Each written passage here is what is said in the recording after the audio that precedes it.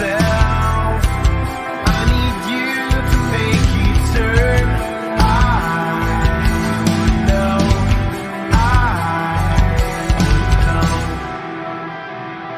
will you follow me when the sky starts to change?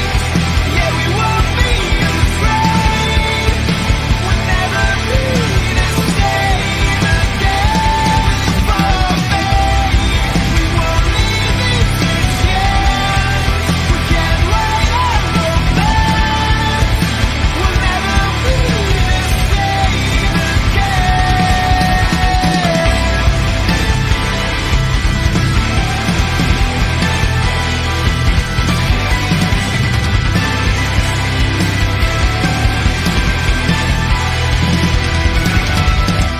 I could keep the light from turning into darkness. You'd be my escape. While we've been so easy to unfold, future might seem average, but we're getting close. Will you follow me when the sky starts to change? Yeah, we won't be afraid. We'll never be the same again. Will you follow me? We won't leave it to chance. We can't wait on romance. We'll never be the same again.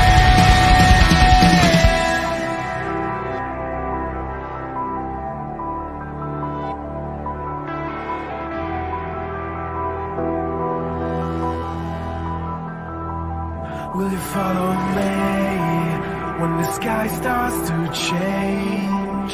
Yeah, we won't be afraid. We'll never be the same again.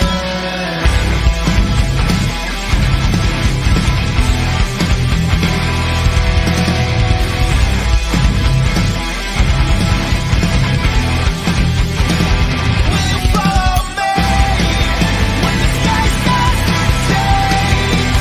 Yeah, we won't be afraid. We'll never be the same again. Will you follow me? We won't leave it to chance. We can't wait on romance. We'll never be the same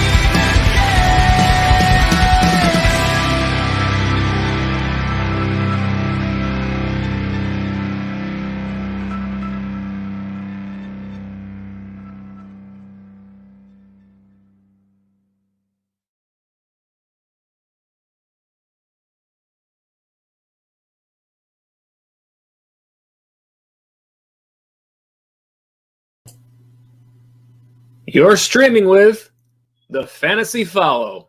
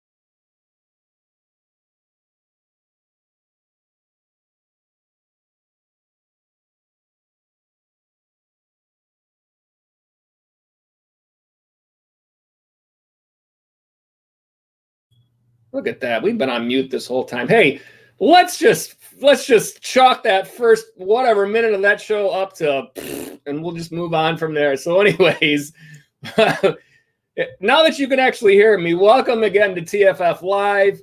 And we're doing a special Monday Night Football post-game show tonight. We're here with your early waiver wire targets for Week 10. And also, obviously, we got a trade deadline coming up in most leagues this Saturday. So we got our live chat open. Please feel free to join us in the live chat. Ask your questions. We're here to answer questions all throughout the show, no matter if we're talking about something else. We'll jump right over to your questions as soon as we have any of them. Firstly, as I was saying before, wrapping up the game that everyone just watched, the Monday Night Football game. I'm going to repeat myself since I was on apparently mute that whole time, and that's not the right way to do a show. So the Patriots win this game 30-27 over the Jets. As I was saying, I don't understand. I was getting prepared to do this show, getting some of our graphics ready, and out of the corner of my eye, and I hear Joe Flacco throws an interception. And I said, without even looking up, I said, wait a minute, don't the Jets have the lead? There's only like 4 minutes left in the game at this point. What is going on? I mean, why are you? I'm pretty sure it was a first down play. I didn't look it up here to be sure, but I'm just thinking to myself, why are we throwing the ball at this point in the game? I don't understand. I mean, I guess there's a reason why the Jets are 0-8, apparently. Just baffling. But, of course, New England takes advantage. They come back and win the game with a field goal right at the end. New England goes to 2-5. The Jets go to 0-8. Just boggled my mind, but that's the way the game went down. So that's your wrap up of the Monday night game. So we expected the game might actually still be on when we went live in the air, but the game is over. So at least usually we'll give you some live reactions from the end of the game. But since we didn't have that, we'll kind of wrap it up. And that's your wrap up. If you had any fantasy players in tonight's game, hopefully you got some nice play out of them. It was Cam Newton, 274 yards, no touchdowns through the air, but he did have a rushing touchdown. And he had 2 touchdowns on the ground, as a matter of fact. So that is a nice 12-point bonus there, along with your almost 12 from his passing yards, right around 24, looks like, for fantasy points without looking at an actual total.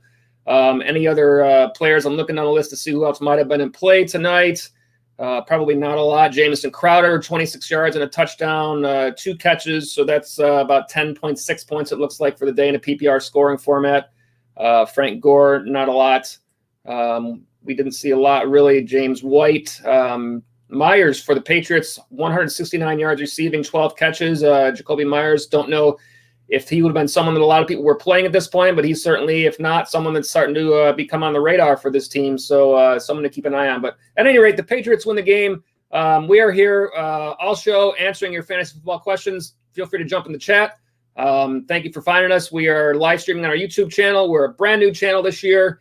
So if you're with us and you're a first-time viewer, hope you enjoy what you're watching, and please feel free to ask any questions that you might have. We will get right into our content for the show, and I will go ahead and click over here and get us started with our early waiver wire targets. So we're talking Week 10 waiver wire, and the way this works here, similar to our waiver wire video that we put out, this is only players that are currently rostered in under 50% of leagues, and we use the Yahoo service as our baseline for that. So this is not a top 5 list. We typically do a top 5 video, but what we're going to do is we're going to run down in reverse order of the most rostered players. So from highest to lowest is what we're going to do. And basically we're just going through all the different options that you might have this week on the waiver wire. Not necessarily ranked in the top 5, but just all the different options, looking through and seeing what is potentially available out there for you. So we started out tonight with the tight end spot, and we've got Jimmy Graham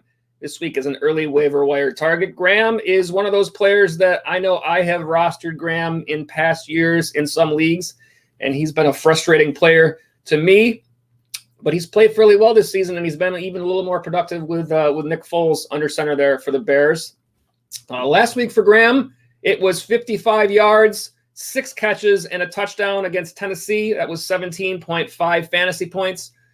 Graham is currently rostered in 49% of all leagues, and he has seen 6 or more targets now in 4 straight games, and he's actually had 5 or more targets every game but 1 this year. So at a as you know, if you're streaming tight ends, it's a tough play, but he is certainly someone that's in play for future weeks. And what we'd like to do when we go through waiver wire targets is not only focus on what they've done, but especially look at their run of next games. So we give you the next 4 games, the next 4 weeks, because some of them are buys, And that plays a key role because there's nothing worse than going on your waiver wire because you saw a player have a big game and then looking at his matchup after you've spent your waiver priority and finding out, oh, he's got a terrible matchup and I don't know if I can play him at all. So that's certainly part of the equation, and that's what goes in when we rank our top 5. So that's, like I said, this is not a top 5 ranking. This is just the overall rundown tonight. So Graham, the run of games for Jimmy Graham and the Bears, it is Minnesota, then a bye, then Green Bay, and then Detroit. And we'll give you the rankings to the position for each of these players. So Minnesota, currently allowing the 15th most fantasy points to the tight end spot. So they're right about in the middle. Green Bay at 29. That would be a revenge game of sorts. And Detroit at 25. So none of those matchups are great. Minnesota, the best of them all.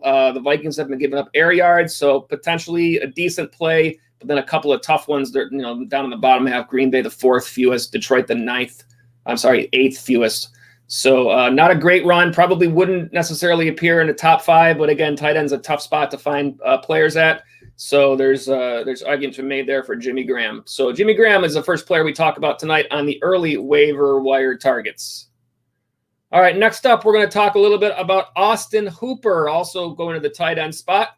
Again, we're going in reverse order of the most rostered players. Austin Hooper currently rostered in 41% of all leagues.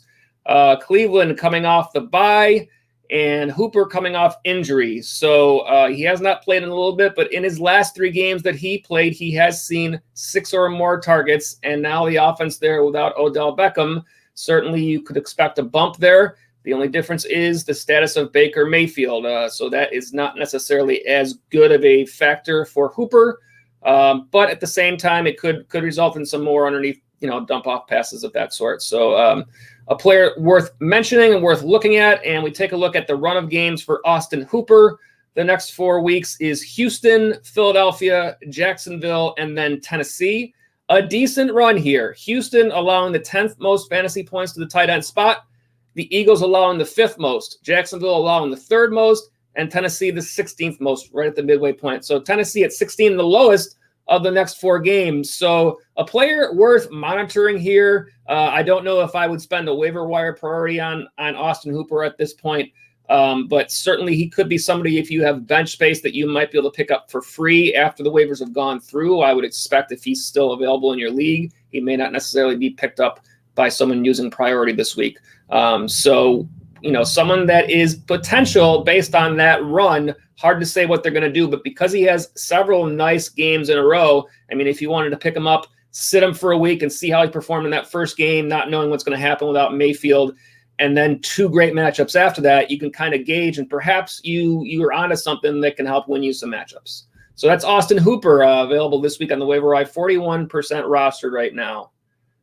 Take a look at our next player up on the slate, and this is Allen Lazard from the Green Bay Packers. We talked about Allen Lazard in last week's waiver wire video. Last week he was rostered in 34% of all leagues. Green Bay, he was still out to injury. Green Bay did play this week. I was going to say they were on a bye, but they were not. He is expected to return from injury. He bumped up to 38% rostered right now, so still widely available in most leagues. Now, obviously, he's been out for a while after having surgery, core muscle injury. But in 2 of his 3 games he played this year, he was 18 or more fantasy points. And his run of games for Green Bay is Jacksonville, Indianapolis, Chicago, and then Philadelphia. The matchup numbers are not the best. A couple in the middle there, Jacksonville at 15, the Colts at 16, Chicago at 30. So they are the 3rd fewest to the tight end spot, and Philadelphia at 20. So really all of them middle or worse. However, you're talking about a guy when he comes back that this is like an upside pickup in terms of a waiver wire.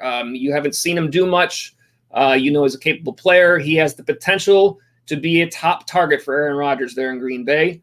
And that would be the reason to kind of pick him up and stash him and see what happens. Kind of a little bit more of a sneaky play. And again, somebody that you might not necessarily need to use your priority on, but if you have some bye weeks in the upcoming weeks or someone you can stash on your bench and just take a look and, hey, perhaps he turns into something. If you don't, you cut him, move on to somebody else. But Allen Lazard, a player that's worth taking a look at again this week on the waiver wire.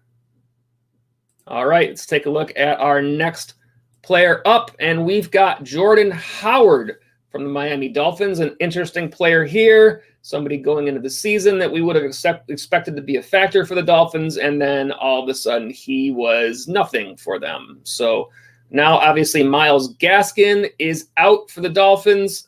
This is a mixed bag for their running back situation. Hard to know exactly what's going to happen. But this past week, Howard did have 10 carries, only 19 yards, did have a touchdown, probably expected to still get the goal line work and possibly not much more. But it was 7.9 fantasy points for Howard this past week. Again, at the running back spot, sometimes difficult. I doubt that Jordan Howard would be somebody that I would put in a top 5 this week, but someone worth mentioning to be aware of out there. He's currently rostered in 34% of all leagues. His run of games coming up, you've got the Chargers, Denver, the Jets, and then Cincinnati as his next 4. And their matchup numbers, the Chargers this is the fantasy points allowed to the running back position. The Chargers at 18, Denver at 24, the Jets at 9, Cincinnati at 13. So 2 in the bottom half, 2 just above the halfway point. Not an awesome run. So again, this is probably not a player that I would put necessarily in the top 5. But nonetheless, you always want to be aware of what players are out there. And Jordan Howard, he's a player worth mentioning for the Dolphins to see how that backfield shakes out in the upcoming weeks. All right, before we get on to our next waiver wire player, we'll get a nice little promo up here for you on the screen. And we are going to talk about the TFF Live Sunday pregame show. We are here every Sunday at 12 noon, going through all of your information for the upcoming slate of football games. And as always, answering all of your fantasy football questions all show long. By all means, we would love to have you with us. Again, we are a new channel, so we are just growing, but we're here every week on Sundays at 12 noon, taking you right up till game time each week, getting you ready for your fantasy football matchups. All right. Back to the early waiver wire targets, and the next player we have up, this is a player that I think has some potential in terms of somebody you probably need to be taking a look at right now on the waiver wire, and that is Curtis Samuel from the Carolina Panthers. Samuel currently rostered in 30% of all leagues. He has played well, and with Christian McCaffrey out at the past several weeks, Samuel kind of stepped up, and if you've seen any of their games, he's kind of turned into like this gadget type player for the Panthers, where he's not just catching passes, but he's also kind of running these jet sweeps and doing some work out of the backfield. So it's kind of an interesting situation shaping up for Samuel. I kind of expected that with McCaffrey back, that Mike Davis would kind of lose his work, and Samuel might continue to be that guy that kind of works as the change of pace guy when they kind of want to give McCaffrey a breather. Now, however, with McCaffrey potentially missing more games, we'll have to see how that works out. It's an even more interesting situation for Samuel, but based on the way they've been using him, I would be surprised if his workload were to change because of that, because if he's spelling McCaffrey or if he's spelling Davis, what's the difference? I would think it's still the same type of plays he's running for them. So anyways, last week it was Samuel, 26.8 fantasy points in a PPR format.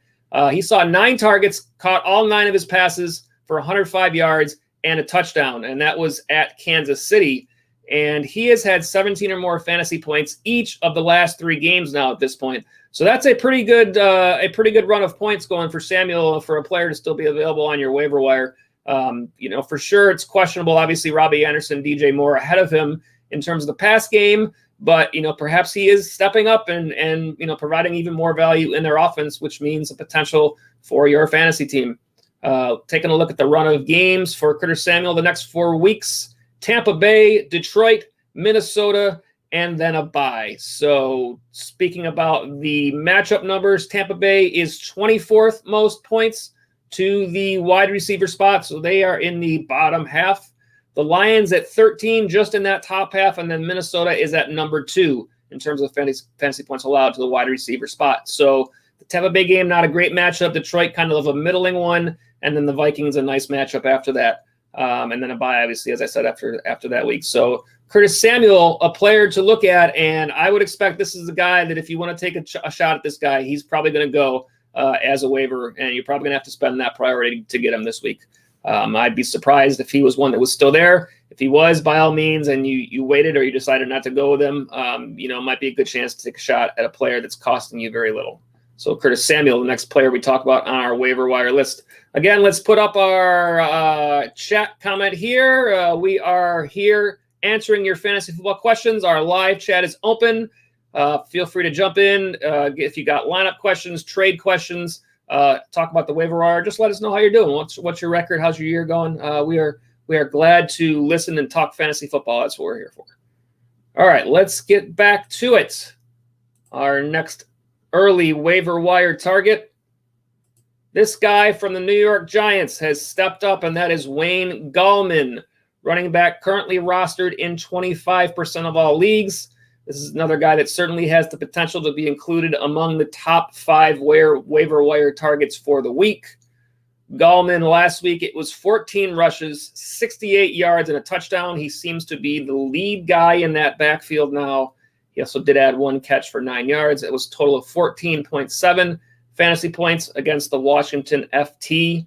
He has had 13 or more fantasy points now each of his last 3 games, and he has also scored a touchdown his last 3 games, and a touchdown in each of those games as well. So if you need running back help, obviously there are some players on injury right now. Chris Carson, don't know if he's going to be back. We mentioned McCaffrey. Don't know the status of David Montgomery, David Johnson, those types of players.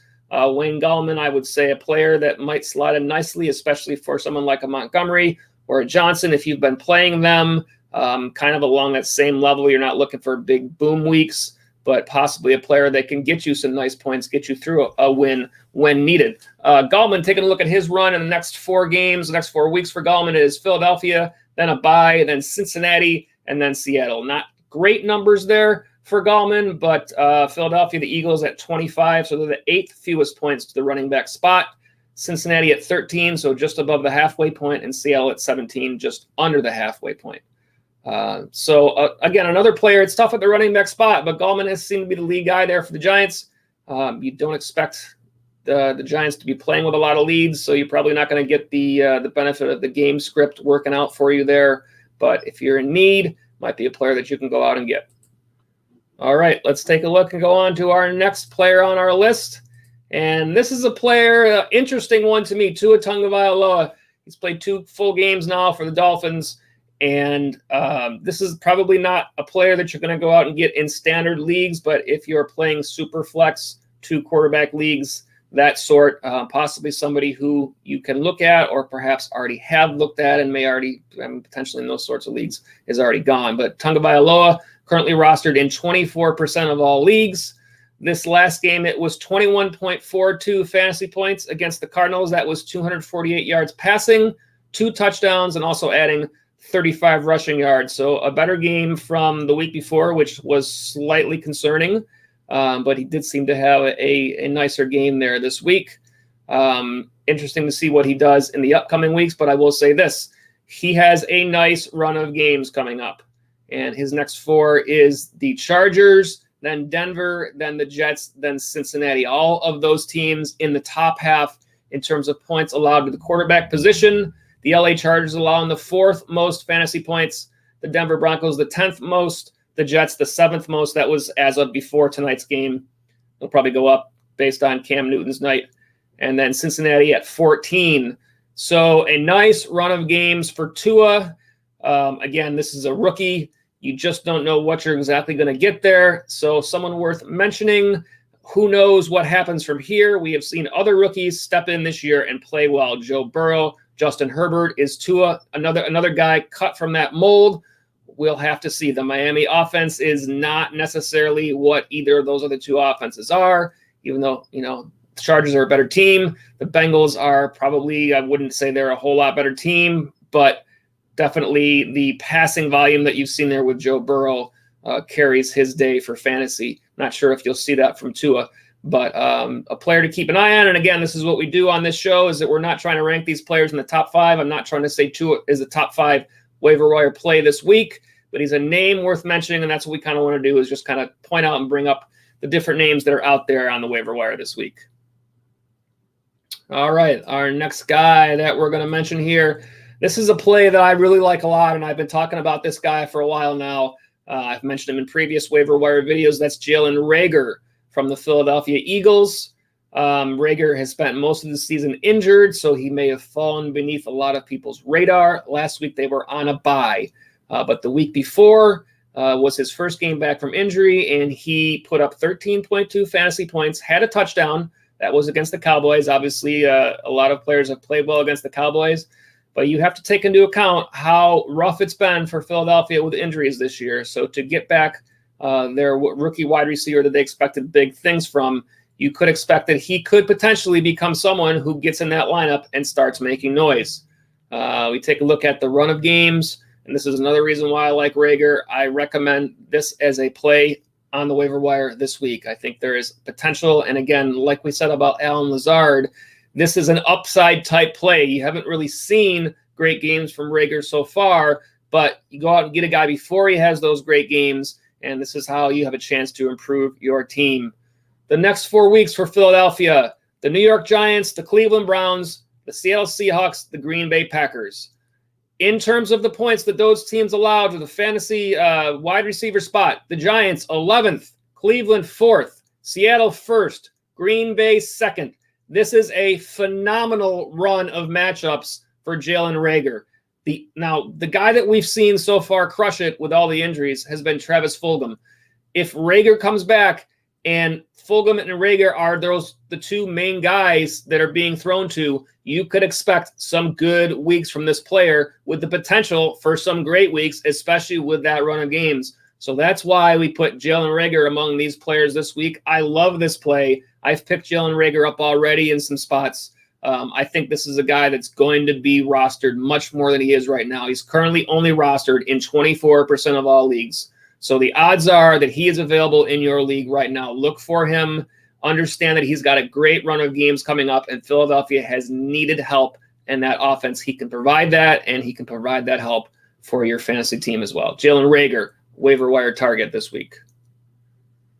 All right, the next guy we have on our list, this is kind of a different little look here, a little bit of a surprise to me. It's J.D. McKISSIC for the Washington football team. This is a little bit of a combo deal with McKISSIC. He's not their main guy in the backfield, obviously, with Antonio Gibson there. However, as a pass catcher out of the backfield, this last week, 17.2 fantasy points versus the New York Giants. He only had 3 rushes for 17 yards. He had 14 targets this week. 14, 9 catches, 65 yards. I did see a report that he ran 31 pass routes this past league, and that was the most in the league. I believe that was what they were saying was the most by a running back in the league this past weekend. That's huge. And here's the deal: when you look at how he's been used, the parallel here is with Kyle Allen going out to injury and Alex Smith coming into the lineup. Smith has played 2 games now for Washington, partial both of those games. In those 2 games, McKISSIC has seen 22 targets. 22 targets in 2 games for J.D. McKISSIC. I don't know exactly what to make of that when it comes to Antonio Gibson. This is my fear a little bit here, is that we haven't really seen McKISSIC worked in that much as a pass-catching running back, except for when Smith is played. So I get the feeling that they bring him in more as a safety valve to protect Alex Smith and allow him to get the ball out of his hands quicker if needed, which could be good for you if you want to try to go out and get McKISSIC and play him. It could be tough for you if you have Antonio Gibson, which I do in a few leagues this year.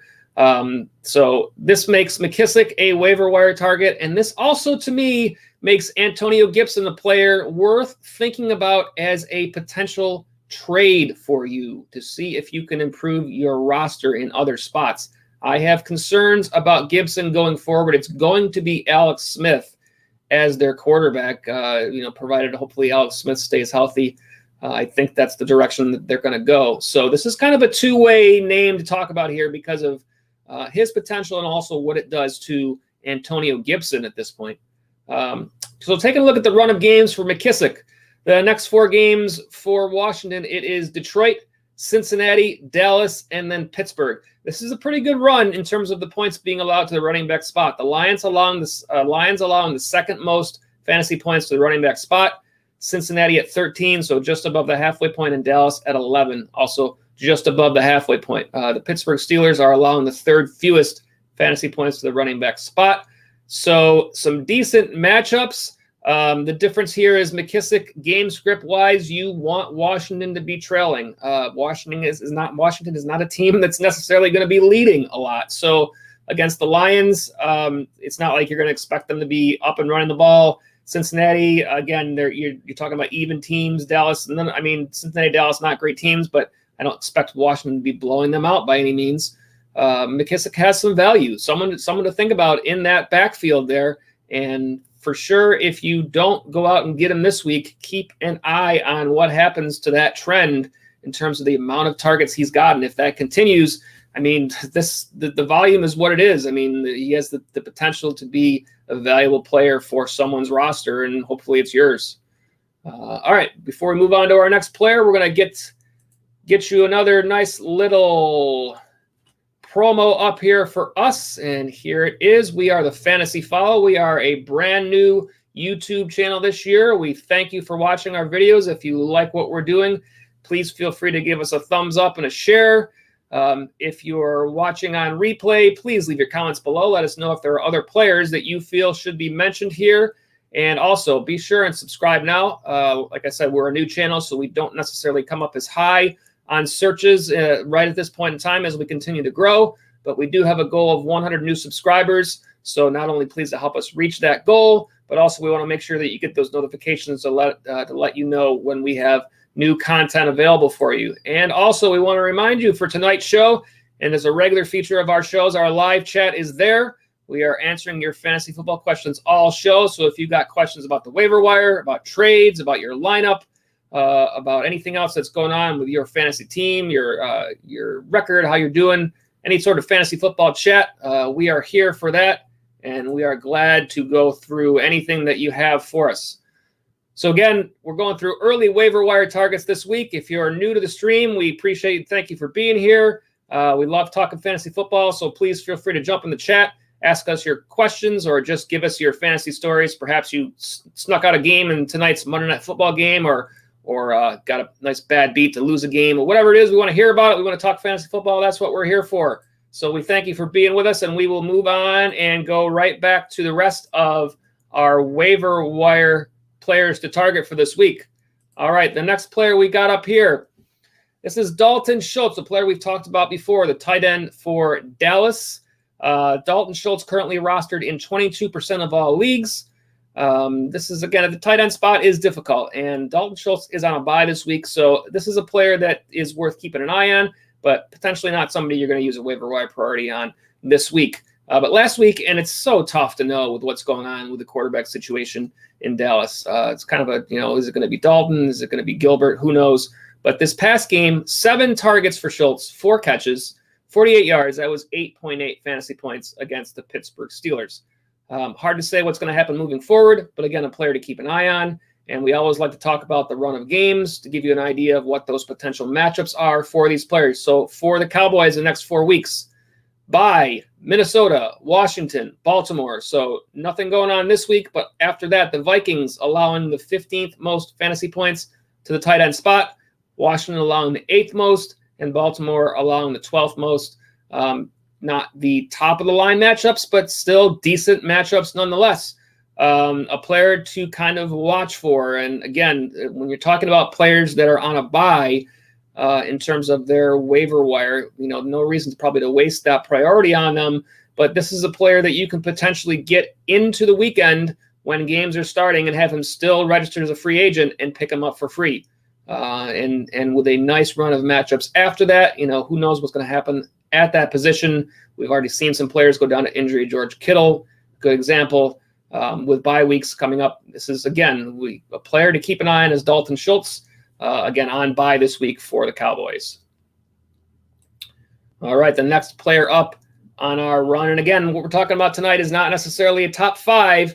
This is the run of players that we feel are worth watching this week, and we're running them down in order from most rostered to least rostered. So we're moving down that run. And the next guy up is Tim Patrick. from the Denver Broncos. We've talked about him before. He's a player has lost some time to injury. He's been kind of up and down this year. But this last game against the Falcons, 9 targets, 4 catches, 29 yards, had a touchdown. That was 12.9 fantasy points. He was out the previous week due to injury. Worth watching there is the status of the other players on that roster. We saw KJ Hamler return. However, Noah Fant did exit that game at the tight end spot. So for sure, if they're losing targets to Fant at the tight end, potentially Patrick is somebody who benefits and adds targets to his game from there. So a player to keep an eye on. Again, currently rostered in 21% of all leagues, so more than likely he's available in your league. The run of games for Denver coming up, it is Las Vegas and then Miami, followed by New Orleans and Kansas City. And the matchups there, Las Vegas allowing the 19th most fantasy points to the tight ends. To the wide receiver spot. Miami at 12, New Orleans at 9, and Kansas City is at 29. So they are the 4th fewest. So not the top run of matchups, but for Patrick, it's more about volume and whether or not, the rest of that roster for Denver is available or if he's likely going to see a bump as he has in several games. So Tim Patrick, a player to look for on your waiver wire this week. Probably not somebody to spend that priority on, but someone to keep an eye on down the road or potentially pick up if you have depth on your bench later on when you can get him for next to nothing. All right, the next guy that we're going to talk about on our run of waiver wire players is Duke Johnson. Now, this is, to me, a very interesting one in Houston. David Johnson currently in concussion protocol. My guess is, it's hard to know that. My guess is he probably misses a week. So that makes Duke Johnson a player that might be a spot start for 1 week.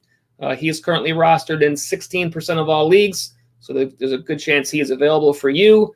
I feel this is a player that probably merits your priority this week if you need help at the running back spot, especially if you are someone who rosters David Johnson. Perhaps this guy has more value even for you than for the rest of the league. Or as I like to say at other times, if you happen to be playing somebody who rosters David Johnson and has been using them, then another reason to possibly pick up Duke Johnson and keep them on your side of that matchup.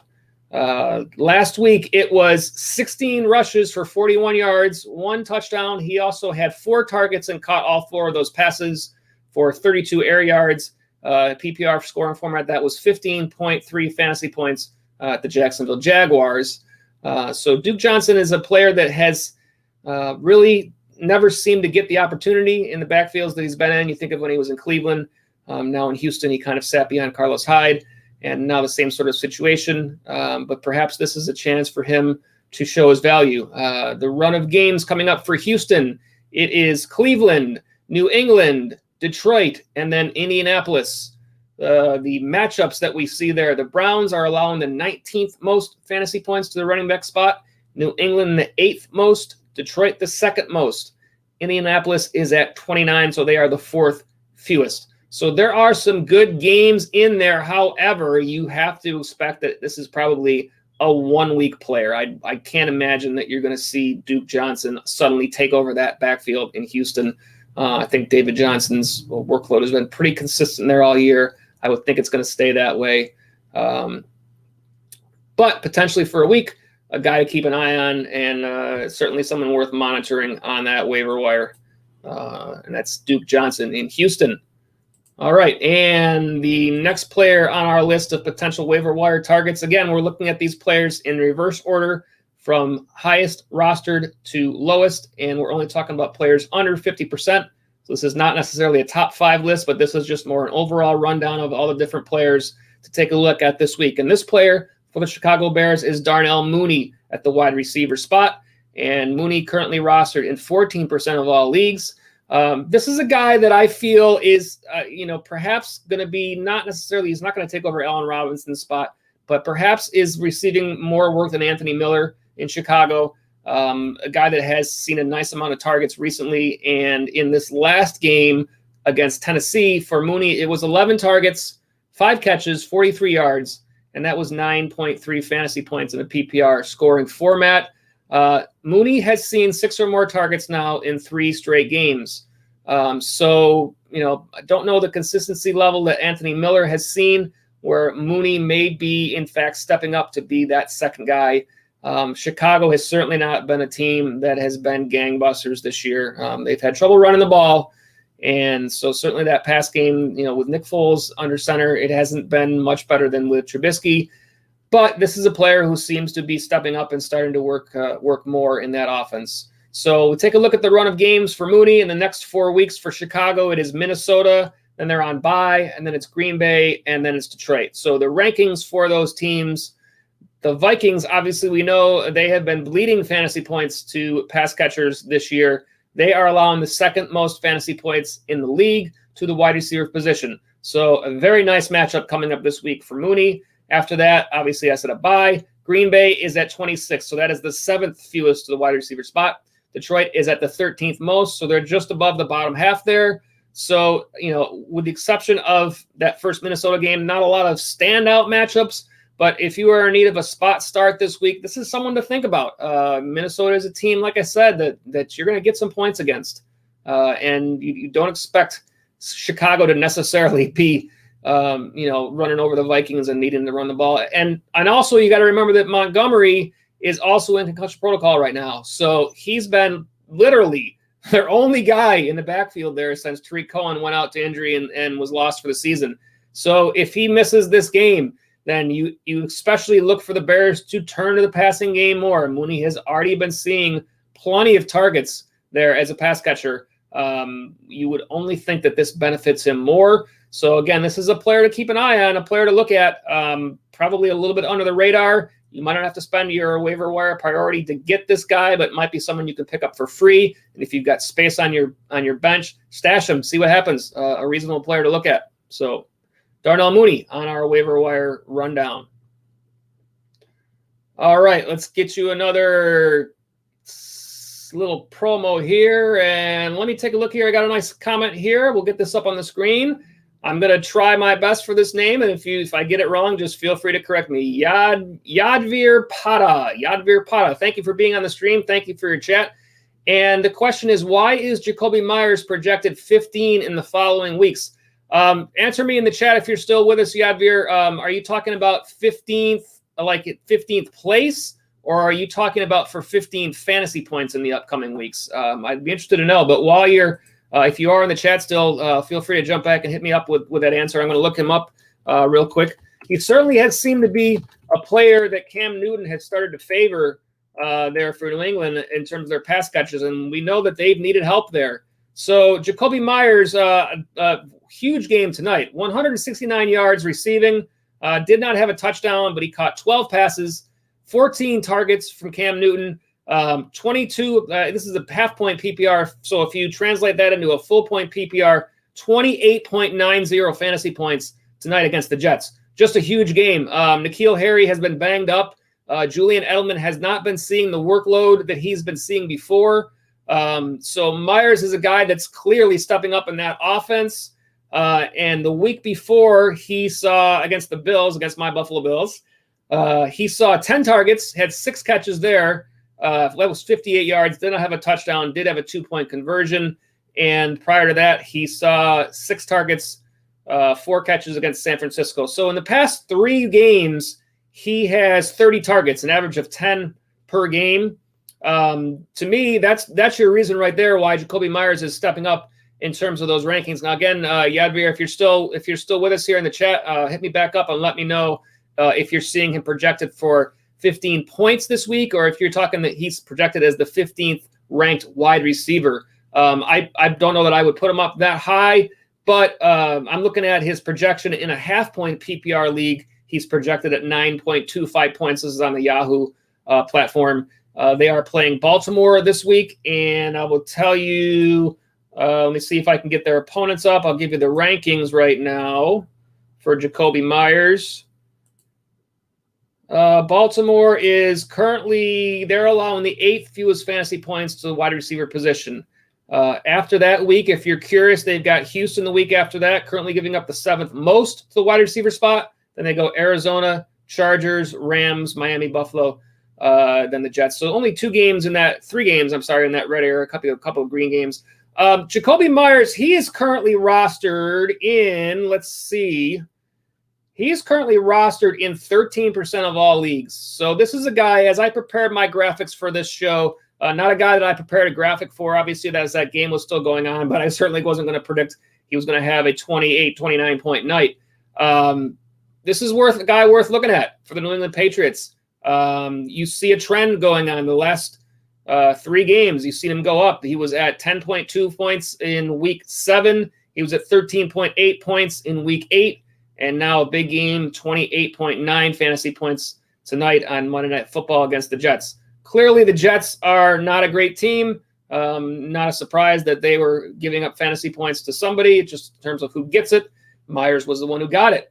Yeah, this is a guy that's worth looking at on your waiver wire. And Yadvir, if you're looking at him, if you're curious, if somebody you're thinking about looking at to pick up this week, I can't say that it's a bad move at all. That's a huge game. The run of games is not quite great, but still a huge game this week. So yeah, I would say keep an eye on his projections. I will say this: Yahoo's if Yahoo is where you play, their projections this year have been a little bit hit and miss to me. Like it's some of what you see is just I boggles my mind. Like we saw early in the season, I understand what's going on with they're probably working at a deficit in terms of the people that they have keeping things going for them. But I know early in the season, their projections, as you look throughout the year, were like you'd see the same player with the same projection for every week, and it makes it difficult to kind of evaluate trades. So it's a little bit frustrating. But yeah, I'll give him a break. I'll give him the benefit of the doubt on this one. But anyways, in terms of that player, yeah, Jacoby Myers is a player worth taking a look at, a wide receiver who had a great game tonight. And Yadvir, thank you for the chat. If you're new to the stream, hope you're enjoying what you're watching, and please make sure and subscribe. Make sure so you get those notifications when we have more content, and let us know how it works out. And then we'd love to have you back on future shows. So thank you, Yadvir, and appreciate the question very much. All right, let's go ahead and get you a promo up on the screen. We'll go for a little while more tonight. We'll give you another rundown through the waiver wire, just in case anybody else wants to jump into the chat. We're going to be here for a little bit to be available to answer any questions. And let me get that back up on the screen for you just to make that available. But we'll talk about our Sunday show, which is the TFF Live Sunday pregame show. We're here every Sunday at 12 noon, streaming live right here on our YouTube channel. We are on the air for an hour, taking you right up till game time, and we're answering your fantasy football questions all show, in addition to going through a whole host of other content to get you ready for your matchups each week. So we enjoy doing that show for you guys, and we hope that you enjoy watching. If you're new to the stream, we'd love to see you there. It's every Sunday at 12 noon, and that is our TFF Live Sunday pregame show. All right, if you're with us tonight here live, or if you're watching us on our replay, again, if you're with us on the replay, please leave us your comments below and let us know what you think about the players that are on our lists. If you have other players, as Yadvir did with Jacoby Myers, if you have other players that you feel should be mentioned, drop us a comment. And by all means, if you're new to our videos and you like what you're seeing, feel free. We'd love to get a thumbs up and a couple of shares from you guys. And we're a brand new channel, so if you found us, we know it takes some work right now because we don't necessarily come up quite as high in the searches, but we are continuing to grow, and we have a goal of 100 new subscribers. So not only to help us reach that goal, but we also want to make sure that you are able to get those notifications to let you know when we have more content coming up for, like tonight's show, which was kind of a off-the-cuff show. I do our typical show on Sundays, but we just decided to do a Monday night show and talk about waiver wire and talk about potentially if you have any players that you're looking at for potential trades. The trade deadline in most leagues, at least on Yahoo, is this Saturday. So this is our last week and really in a run-up. And I know I'll talk about some of the players that I've kind of thought about so far in terms of trade possibilities. And I even put together a little list over here. So let me go ahead and call up my list. I haven't necessarily put down a whole lot in notes for these players, but these are some guys that I kind of just marked off as players that might be mentioned in potential trade talks tonight. The first guy that, for me, this is a guy that I've been thinking about for a while for a potential trade away player, and that's Mike Evans. That might be pretty obvious to some of you guys, especially if you're playing in competitive leagues. But for the Bucs, I see things getting really muddled there. as Chris Godwin continues to get healthier, and with Antonio Brown there now in the lineup, and with Rob Gronkowski seeing more work in that offense. Where does that leave Mike Evans? I know that I have him on a roster, and I spent a lot of time looking for a good trade. It's in that particular league, I had a hard time finding a good trade, but perhaps you have one, or perhaps you have a way to package him with another player to improve your roster elsewhere. If you're strong at the wide receiver spot and you can, you can afford to trade away someone like Mike Evans, I have severe concerns about his productivity moving on into the rest of the season. The one thing that kept me from, just kind of automatically getting rid of him was his matchup run when it gets to the playoffs. And I'll bring that up real quick. So for Evans, in the last 4 weeks, starting in week 14, which is usually around the time when you're starting to think about your playoffs, it is Minnesota, then Atlanta, then Detroit, and then Atlanta again in week 17. And week 17 is not a big deal to most people, but just in case it is for you. Those are some teams that are at the top in terms of what they're allowing for fantasy points in the playoff weeks. So that's a tough one for me. I don't like having to give him away for nothing, even though I feel like taking a step down for Evans on your roster is not the worst thing, because of the fact that, I have severe concerns about his workload going forward. We've seen in the games that Chris Godwin has played. Now, he saw 6 targets this week against the Saints. Godwin didn't play the week before. He saw 7. But in the games that Godwin played, his target share was severely reduced. And then when you add Antonio Brown into that mix, that changes things quite a bit for Evans. So, yeah, this is a guy that, for me, is somebody, if you have him and you have the ability to put together a nice deal, perhaps improve your roster elsewhere, this is a player that I could see trading away. And I'll talk about another player that just in terms of just players that have popped into my mind this week as potential issues. We talked about this for a little while already, and that is Antonio Gibson from the Washington football team. Gibson has been a player who has been a nice find for you this year. If you drafted him, he was a player that was talked about a lot in the draft time as a potential player who could do some things for Washington, and he's had several really nice fantasy games. My concern here at this point for Gibson is the change at quarterback, and the first change at quarterback to Kyle Allen didn't seem to make as big of an impact. But however, the 2 games now where Alex Smith has played, we have seen J.D. McKISSIC rack up 22 targets.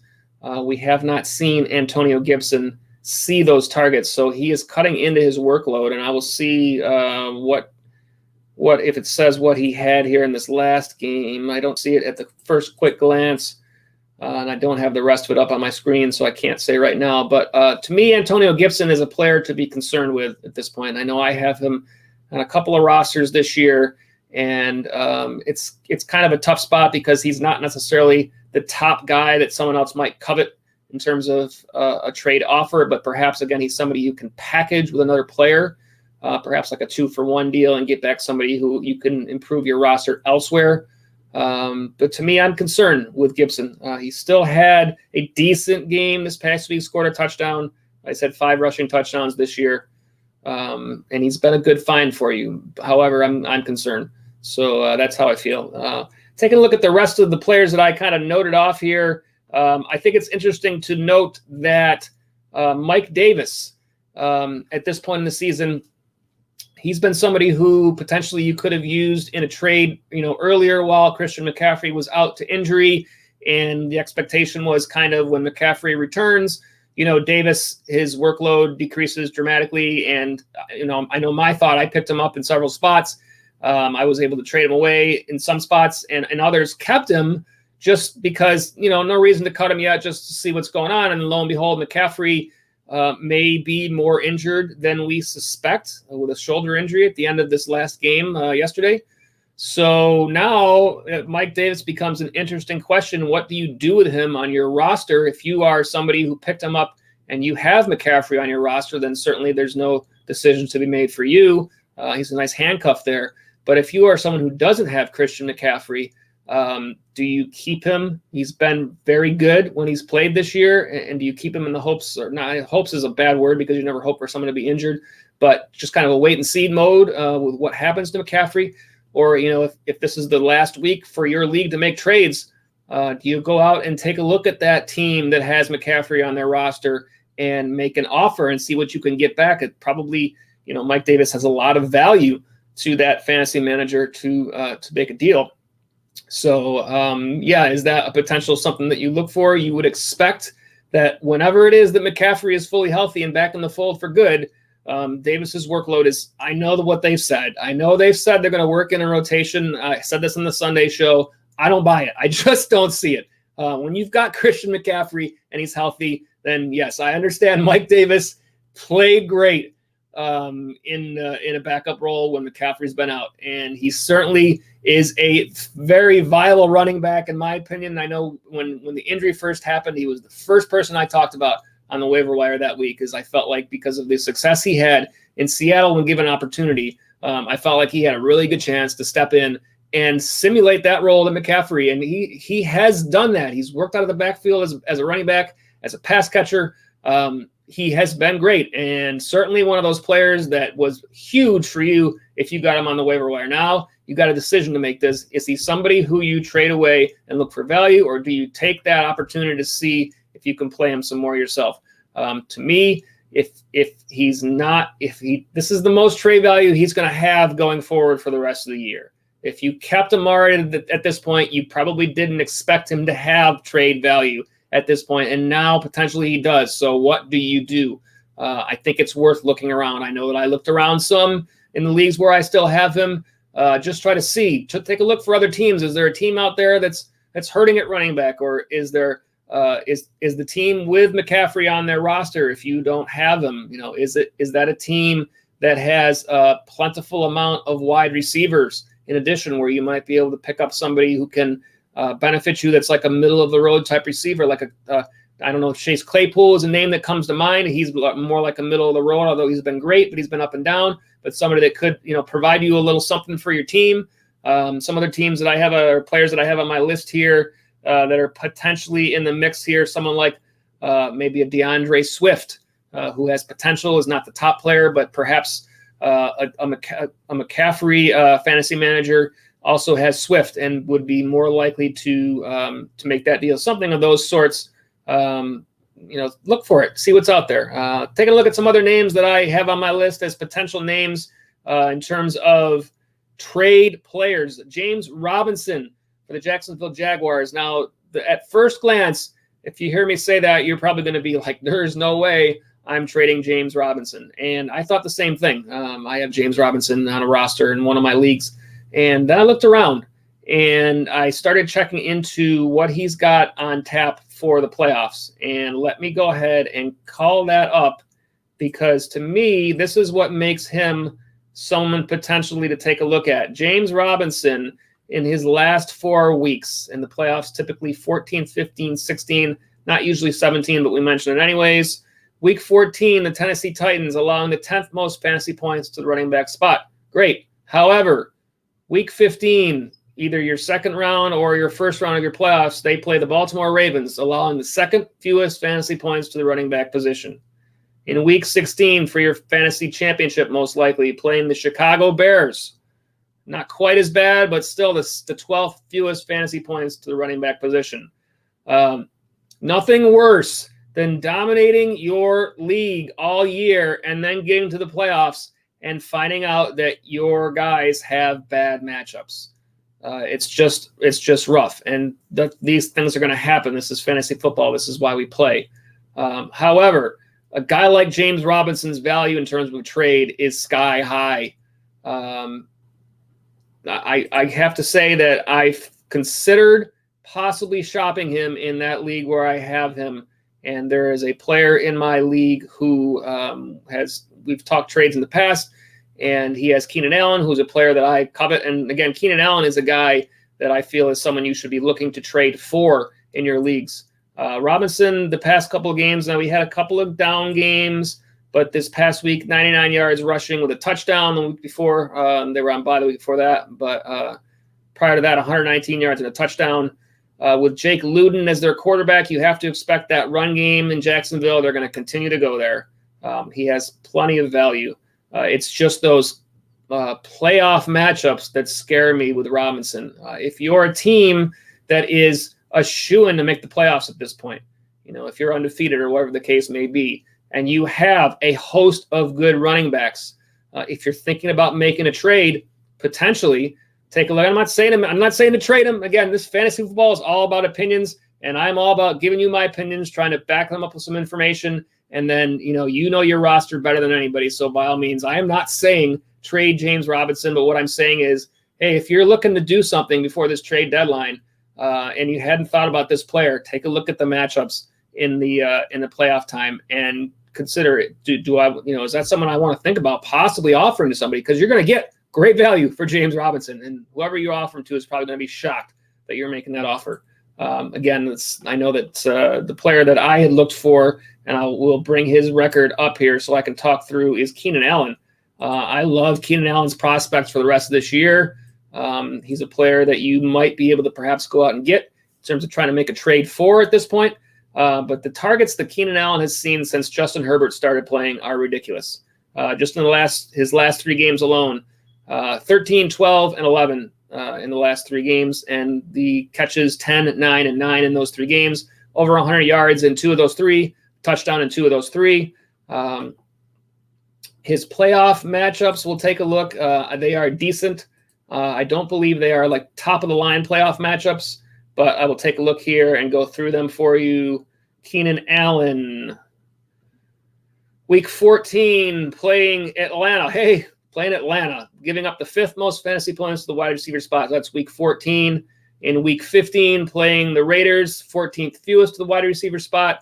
However, he has just recently, he played the Raiders. They played this week, and he had a nice game, so no reason to scare you off there. And then in week 16 for your fantasy championship, it is the Denver Broncos, and they allow the 14th most fantasy points to the wide receiver spot. In addition, up to that run, he does have the Jets in that run, has a couple of games to teams that are allowing less than the Bills and the Patriots. But again, I love Keenan Allen as a possibility to look out and take a run at to try to pick up and add to your team, especially in a PPR format. To me, just a great player to look out for. Another guy that I really like a lot is Tyler Boyd from the Cincinnati Bengals. This is a guy that I feel is someone you might be able to go out and get. I feel like he is not given the credit that he's been due, especially the volume in this offense. Passing with Joe Burrow this year has been tremendous. If you take a look at it, he has had some really nice games. The past 2 weeks, it was, he had 27.74 fantasy points in a PPR format. And in week 8, they were on a bye yesterday. In week 8, he had 19.60 fantasy points. He had a touchdown in each of those games. 13 targets in week 7, 7 targets in week 8. He has had only 1 game with less than 6 targets this year. And he's had only 3 games with less than 8 targets this year. So I love Tyler Boyd. I think he's a player you could pick up, and he's not going to be your wide receiver 1 on your team. He's going to be a 2 or a flex to bolster your team. If you got 2 great receivers and are playing Tyler Boyd in your flex, or if you're playing in a league with 3 wide receivers, as I have in one of mine, I think Tyler Boyd is a great player to look at, and I'll give you a run of his games. Again, if you don't have him and you have a shot at your playoffs, just look at these matchups. Tyler Boyd in weeks 14, 15, and 16. Week 14, playing the Dallas Cowboys. They are currently allowing the 6th most, so wide receiver spot.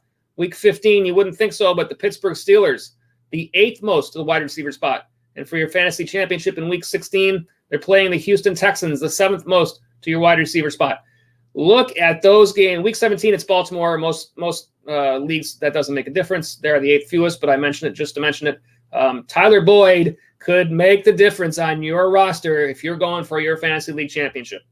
So to me, he is a player, and I will say that I talked about Mike Evans before as a player to potentially trade away. I absolutely made a trade offer, trading away, offering a 1-for-1 deal, Mike Evans for Tyler Boyd. And what I'm counting on there is Tyler Boyd. Hopefully the person that I made that deal offered to is not watching, but Tyler Boyd is underrated to me extremely. And Mike Evans at this point is probably properly rated, or not to steal a line from an ESPN radio show that I've seen, but properly rated. Perhaps overrated. Perhaps that's a deal you can get done. And again, Mike Evans's playoff run is not bad either. Minnesota in week 14, the second most. Atlanta in week 15, the fifth most. Detroit in week 16, the 13th most. And 17 is Atlanta again. So, yeah, in terms of the matchups, it's still pretty good. But the volume, I feel way more comfortable with Tyler Boyd's volume at this point than Mike Evans's volume. And, for a lot of people, you'd be like, well, I don't understand how you could say that, Tyler Boyd is not the name value that Mike Evans is, but I just feel like I said, like he's been underrated. I think he's a player that is worth taking a look at as a possible trade target. Just going to run down some of the other names that I put on the list here as potentials. Terry McLaurin for Washington, I think is somebody that you might go out there and covet. He has a lot of awesome matchups coming down the stretch. Week 12 against Dallas, week 13 against Pittsburgh. Those are both in the top 10 in terms of points allowed. It's 49ers in week 14, but in week 15 against the Seattle Seahawks, giving up the most fantasy points to the wide receiver spot. Carolina in week 16, giving up the fifth fewest, but I don't feel that Carolina is necessarily a feared team for wide receivers. I feel like it's more because teams have tried to attack their run game. That's a player that I like going forward, and perhaps as somebody, because of the uncertainty with the Washington offense as it's been, you may be able to go out and make a deal for that player. DeAndre Swift, I continue to like him. He's not going to be one of those guys that players are using as potentially one of their even RB2, possibly a flex. But Swift is somebody who's out there who's been getting better and better and has a nice run of games at the end of the season. Week 14, Green Bay giving up the most fantasy points to the running back spot. Week 15, Tennessee giving up the 10th most. A tough one in week 16 against Tampa Bay, the 10th fewest. So a nice set of matchups towards the end of the season for DeAndre Swift, someone who a fantasy manager may be willing to trade away if you feel like he helps your team. Taking a look at, again, we talked about Tyler Boyd. Another guy I like is T. Higgins. It's the same run of matchups, but 14, 15, 16, 3 top 10 matchups for T. Higgins in terms of fantasy points allowed at the wide receiver spot. So this is a guy that can help your team if you're making a run at your championship, and you might not need to give up as much to get him because he's not the top name. In fact, he spent a lot of the season on the waiver wire. He's up to 79% rostered right now on Yahoo. So players have found out about T. Higgins, but nonetheless, someone that you might be able to go out and make a deal for. Here's a player that's interesting to me. It's Amari Cooper. What do you do with Amari Cooper if you have him right now? There's so much uncertainty. That is a guy with a lot of name value to go out and make a trade for. With the problems under center for Dallas, hard to say what's going to happen there in the future. Garrett Gilbert was the starter. We expect Andy Dalton to be back. But the last couple of games for Cooper, he's seen his targets go down. In week 8, only 1 catch for 5 yards. Yesterday, 5 catches for 67 yards, 6 targets. They're on a bye this week. So if you're going to look to trade him away, you've got to do so with him not playing this week. Makes it a little tougher. But Cooper is a player that obviously you're worried about because of the quarterback spot. Also, when you look at he has a couple of tough games coming up down the stretch of the season. In week 15, he played the 49ers, always tough on the defensive side. Philadelphia in week 16, also giving up the 13th fewest fantasy points to the wide receiver spot. So Cooper's a guy that, what can you get for him? I don't know. He might be someone you're stuck with. I know I have him in a couple of spots. I haven't even tried to look to deal him just because I haven't felt like I found anything that was really worthy at this point. Certainly you don't want to be giving up players for nothing. So, but he's a player to think about out there. Another guy I kind of made note of was Todd Gurley as a potential somebody. He's had a pretty decent season, but his results have been going down a little bit. He was decent this weekend in a half-point PPR, which is the numbers I'm looking at. It was 12.5, and let me see how many catches he had. I don't know if it says right here if he had any at all. He may not have had any. I know he hasn't been getting as much work. He's got 53 yards, so he must have had something going on there in terms of the catch-wise. But he's had 4 touchdowns in the last 3 games. However, Todd Gurley is a player that he's kind of like that middling guy where, he's actually played pretty well this year based on the concerns that you might have had for him going into the season. If you take a look at his run of games, he's got some tough games down the stretch. They play the Saints in 2 out of 3 weeks after their bye, and they're giving up the 5th fewest fantasy points to the running back spot, and that's weeks 10 and 12. In week 15, they play the Bucs, giving up the 10th fewest fantasy points to the running back spot. They do have Kansas City in week 16 for your fantasy football championship. Although Kansas City shows here as the 13th fewest fantasy points to the running back position, we do know that they are very vulnerable against the run. Josh Jacobs had a huge game against them. So interesting there for Todd Gurley. Someone to think about. Another guy I have on my list here is Brandon Cooks, kind of flying under the radar at this point. Cooks has spent a lot of time on the waiver wire this year. His roster percentage is up. He's played much better. He had 17.3 points this weekend in a PPR format, 83 yards and a touchdown. His last 4 games, 12 targets, 9 targets, 9 targets, 9 targets. So kind of the worry that you saw from Cooks earlier in the year has started to subside some there. Obviously, Will Fuller, to me, is the guy in that offense. Is Cooks becoming the number 2 guy? He very well should be. You know, his talent level above Randall Cobb and Kenny Stills. He should be that number 2 guy there. He should get plenty of work from Deshaun Watson. The run of games for Cooks is not the greatest towards the end of the road. He has the Colts 2 out of 3 weeks in weeks 13 and 15. They are 17th fewest right now, the wide receiver spot. They've come up a little bit. Chicago in week 14 against the pass is just brutal. 3rd fewest fantasy points. That's week 14, so that's potentially your last regular season week or your first week of the playoffs. So Cooks is a guy that's interesting to look at. Here's a guy that's also interesting to look at on the other side of that. It's Allen Robinson for Chicago. He has got a nice run of games. He's only got 1 in the red before the playoffs the rest of the way. And week 14 against Houston, the 7th most, the wide receiver spot. Week 15, the 2nd most, that's Minnesota Vikings, the 2nd most, the wide receiver spot. So in your fantasy play in Jacksonville, in week 16th, the 15th most, right in the middle. So Allen Robinson, a guy, again, that you might be able to go out there and target to bolster your wide receiver portion of your lineup. Talk a little bit about Zeke Elliott.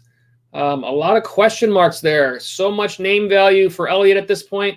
The offense, obviously, after losing Dak Prescott, what a terrible injury and a terrible loss for that team.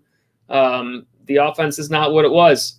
And they have got, if you look at his run, there is not a green game left on his schedule in terms of green on Yahoo, where they show the top 10 in terms of points allowed to that position. They've got a bye in week 10, so they're on bye this week, as I said, obviously with Cooper. And they've got Minnesota, Washington, Baltimore, Cincinnati, San Francisco, Philadelphia. That's up through week 16. So that is Minnesota in the middle somewhere, 17th fewest, and Cincinnati in the middle somewhere, 13th fewest. But the rest of them is Washington, 6th fewest to the running backs. Ravens, 2nd fewest to the running backs. That's week 13. Week 15, 49ers, fewest fantasy points to the running backs. Week 16, the Philadelphia Eagles. Come on, 8th fewest to the running backs. What do you do if you have Ezekiel Elliott on your roster? Will somebody in your league make a deal for Zeke and get you something? Do you have enough running back depth to deal that level of a player? Certainly would be very worrisome.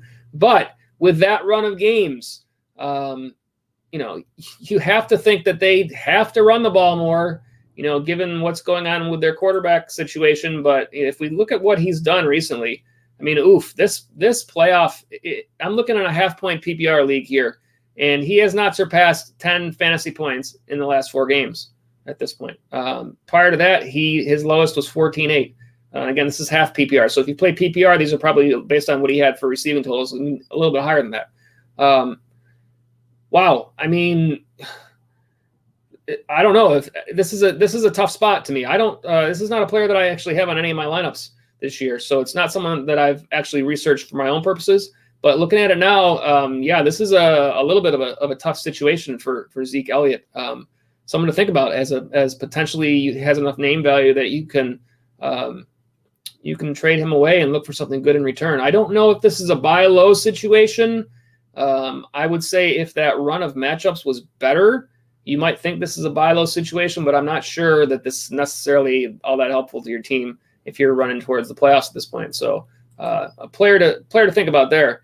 Let me see if there's anybody else on my list here that I wanted to talk about. There's nobody else here that really stands out all that much. I know some other players that I made note of: Chris Carson, Austin Eckler, Calvin Ridley, DJ Chark, Kareem Hunt. Perhaps if you're watching, let me know. Leave a comment below, or jump in the chat if any of those names are names that you feel like are someone that you have and you'd like to trade, or potentially someone you're looking to trade for.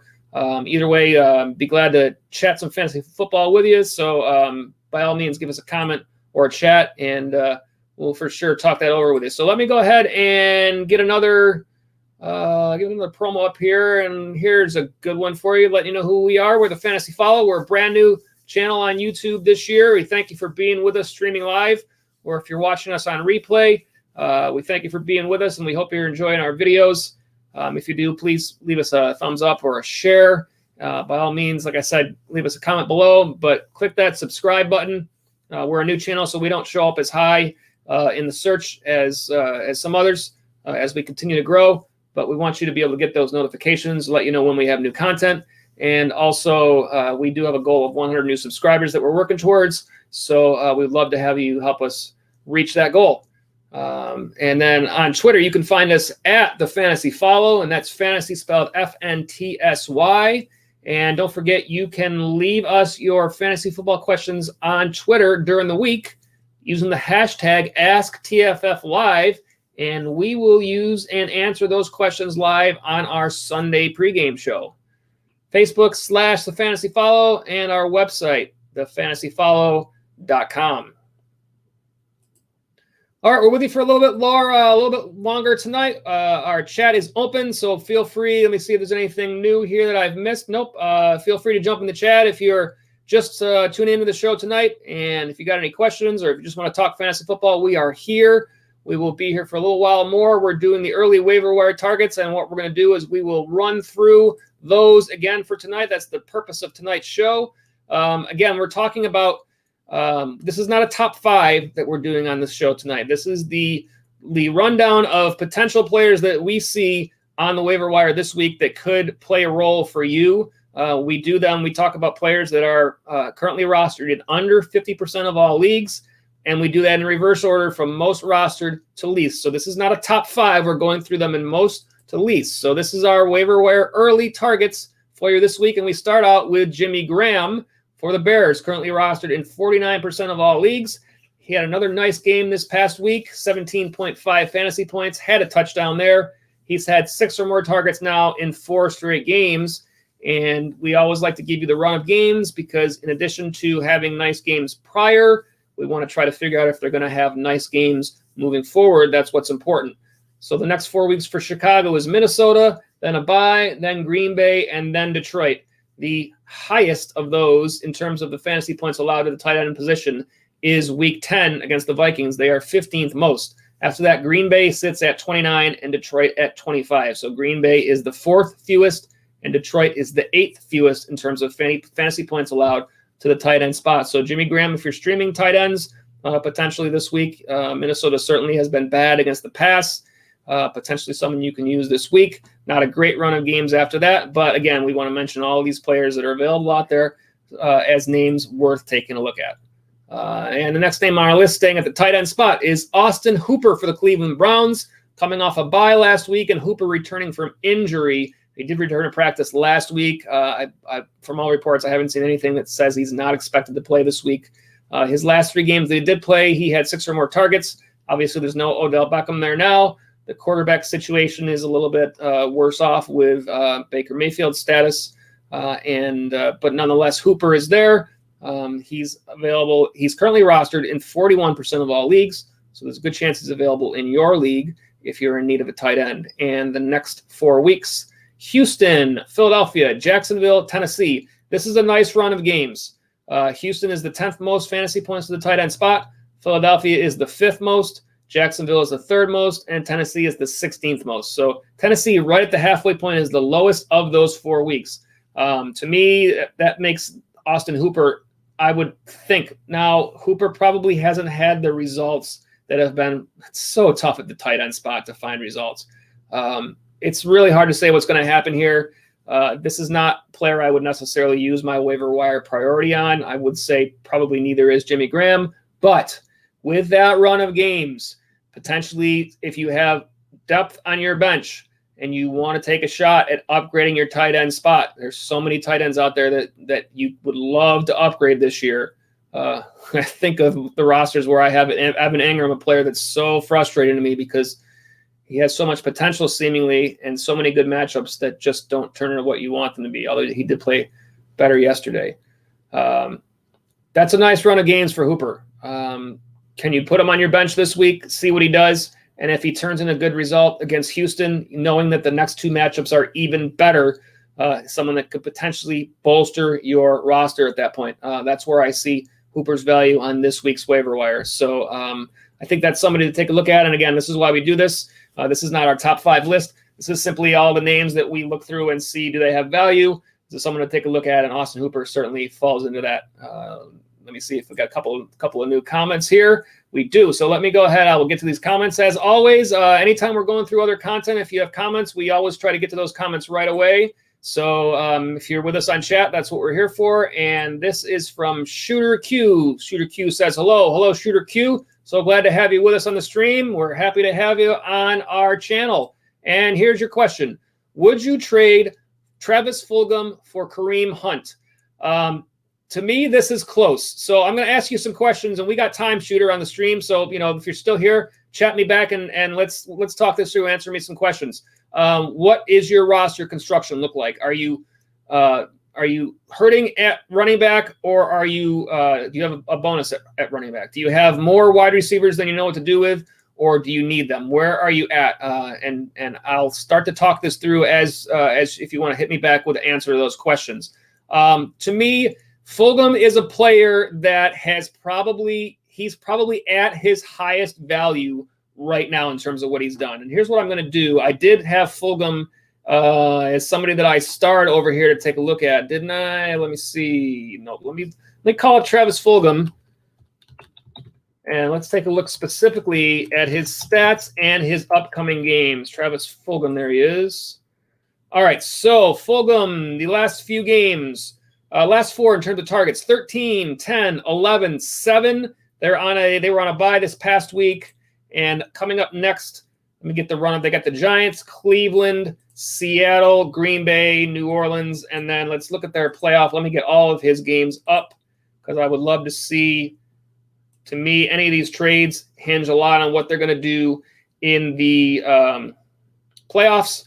Week 14 is New Orleans. They give up the 9th most fantasy points to wide receivers, then Arizona at 15th fewest in Week 15, and then Dallas in Week 16 giving up the 6th most. So, okay, so as far as that goes, Fulgham has a bunch of really nice matchups in the playoff run. Let me get back to Kareem Hunt and look at the same thing for Hunt in terms of his playoff run, and that'll help us make this decision or help us talk this through. And again, with any of these deals, fantasy football is all about opinion. And so what I like to do is I like to go through and I will take a look at my opinion. And a lot of times I'll just kind of talk these things through. And sometimes the answers just kind of come to you, as you're talking through these things. But by all means, your roster better than I do. So that's why I ask about roster construction. Looking at Kareem Hunt, he's got a lot of green in his upcoming run. The games so this is week 10 coming up. He is, in terms of the top 10, he's got 4 teams left in the top 10. Houston this next week, 3rd most. Philadelphia is not. Jacksonville is. Tennessee. And then when you look at his playoff run in week 14, Baltimore, the 2nd fewest to the running back spot. The Giants in week 15, the 15th most.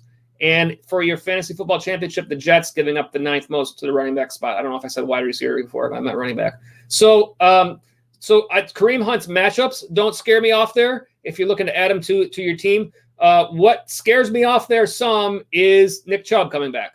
So obviously you have to expect that he's not necessarily going to see the workload that he's seen when he was the only one there before Chubb got injured. That is the change, and all reports that I've seen are that Chubb is expected to be back this week again. However, that being said, Hunt's value has not been all that much worse in games where they were both there. So does that scare you away from Hunt enough to not go and get him? Not necessarily. I do see that you have an answer here, Shooter Q, so let me get that up on the screen. So you say that your running backs are Robinson, Zeke, and McKinnon. Your wide receivers are Kenny Golladay, Tyler Boyd, Robert Woods, and Deontay Johnson. So, yeah, I'm going to guess like Fulgham is a guy that you've been able to use like as a spot start for the past few weeks with these with the players you have on your roster there as a matchup type play. You have enough great wide receivers on your team that you look like you're in really good shape there. Obviously, Kenny Golladay now is hurt. But in terms of, let me see if I can look at Galladay's run of games here. I thought I had him, but I don't have him up there on my screen. But nonetheless, I don't know that he's expected to be. I don't know that we know either way how severe the injury that he has yet. Tyler Boyd, as I said before, this is a player that I love on my roster at this point. Tyler Boyd has a great run of games in the playoffs. I think if you don't have him on your roster, he's somebody you're looking to trade for at this point. So if you have him, yeah, I love that. Robert Woods has played well. Deontay Johnson has played well. So yeah, tell me, Shooter Q, what's your makeup of your team? Like how many you playing? 2 wide receiver league, a 3 wide receiver league? What's your flex positions like? All that sort of stuff. Robinson, Zeke, and McKinnon. I love James Robinson going forward. The only thing about Robinson, like I talked about before, is his playoff run is rough. But he's a player that's turned out great performance for you. Ezekiel Elliott, hard to say what's going to happen there, but he's a top name guy. You would expect him to start to play better. He hasn't obviously been playing up to his potential. Situation in Dallas is difficult right now. Jerick McKinnon is a wild card to me. Hard to say what's going to happen there with Raheem Mostert when he comes back. That one game just baffled me where Kyle Shanahan just decided to almost like it was a healthy scratch for McKinnon. I mean, like Mostert was out and you're expecting him to get big points and he hardly plays. So that's tough for them. If you're playing in a 2 wide receiver with a flex, here's your answer: 2 running backs, 2 wide receiver, and a flex. So yeah, I think I'm going to put this list back up because I think this tells the most. So yeah, to me, like you're looking at, if you're to make this trade and you could pull off Hunt for Fulgham, now you're looking at, if you want to be in a setup where you're playing 3 running backs in a given week, which I always like trying, if I have a great running back in my flex, I always like that. It seems like the more stable production in that spot. You're looking at a Robinson, Zeke, Hunt run for your 3, and then you're picking 2 receivers from Golladay, Boyd, Woods, and Johnson, and providing that everybody stays healthy. I mean, Golladay and Boyd to me are top names at that spot. Robert Woods has been a little less predictable, but still very good. And Deontay Johnson, you're going to continue to kind of see that situation sorted out. So I don't hate that trade at all, Shooter Q. I think that Kareem Hunt is even though Chubb is coming back, I mean, it's not like we've seen in games where they've both been there where Kareem Hunt has simply just disappeared. I'm going to call up real quick because I want to find out exactly the games that Chubb played just to get an idea. So Nick Chubb, I don't remember exactly which week he was injured. He played full games. Let's see. He left in week 4. So in weeks 1, 2, 3, the question is, what did Kareem Hunt do in weeks 1, 2, 3? And let's call that up again. All right, Kareem Hunt in weeks 1, 2, 3. And funny enough, these things keep moving around every time I recall them. There they are. 10.10. This is in a half-point format, so perhaps if you're in PPR, it's a little different. Might be a little more, but 10.10 week 1, 23.1 week 2, and 13.4 week 3. Those are, again, you're looking for, especially if you're talking about playing a guy like Kareem Hunt as your flex, which to me in your lineup, that looks like what it would be. Yeah, I think that's very decent. I think he's got a nice run of games in his playoffs, which you want to take a look at, obviously. Fulgham is more of the wild card between those two. Fulgham may continue to play well, but I talked about Jalen Reagor as my waiver wire, one of my waiver wire players this week. I think Jalen Reagor is going to start to work his way in there. When Zach Ertz comes back, that's going to hurt Fulgham's volume. Even when Dallas Goedert comes back, Alshon Jeffrey, if he ever comes back, there's been so many injuries there that Fulgham has benefited, and perhaps his play drops off more than the drop-off you'll see from Kareem Hunt. So I do like your play there, Shooter Q, and Shooter Q says, okay, thanks. And I say, nope, thank you, Shooter Q. We appreciate everybody that's here on our stream. Like I said, we're a brand new channel. So, we probably had to work a little bit harder to find us because we don't necessarily come up as high in searches right now. So again, we thank you for being here, and please, by all means, join us on other shows and hit that subscribe button so you get those notifications. Because like I said, it's not always as easy to find us. So that way you can be alerted whenever we have new content, and also, help us to kind of grow this channel. And we appreciate all of you. We can't do this without you guys. So appreciate you, Shooter Q, and thank you for your question. All right, we got another question here. This is from Chris. Tell me if I'm saying this right, Chris. Chris Poncio, or if it's Italian Poncio, perhaps. Tell me if I'm saying that right or wrong. I don't know. Just tell me if I got one or two for the right choice for that. Your question is, should I trade Diggs for Julio? Well, this is a tough one to me. I will say this. I definitely, in the weeks this year when Julio was a question mark, I went out and I was able to trade for Julio, and then he turned it on after I got him. So that worked out nicely for me. That's a tough question. Let's talk our way through this. And again, I'll let you know, like with any of these questions, I like to kind of talk my way through these and work these out. And I might ask you to chat me back and find out, what you think about the different things. But what I'm going to do is I'm going to pull up both of these names and put them on my watch list so that I can compare their stats and also compare their matchups going down the end of the rest of the season there, because that's obviously important when it comes to the playoff run. So Stefon Diggs, I will say this before I start talking my way through this. I like both of these players. I think Diggs has been great. I think Julio has been great and is going to continue to be great. And I also think, unlike in past years, the Buffalo Bills, and I will say this, I am a Buffalo Bills fan. This is where I am. And so I love their team, and I hope they play great.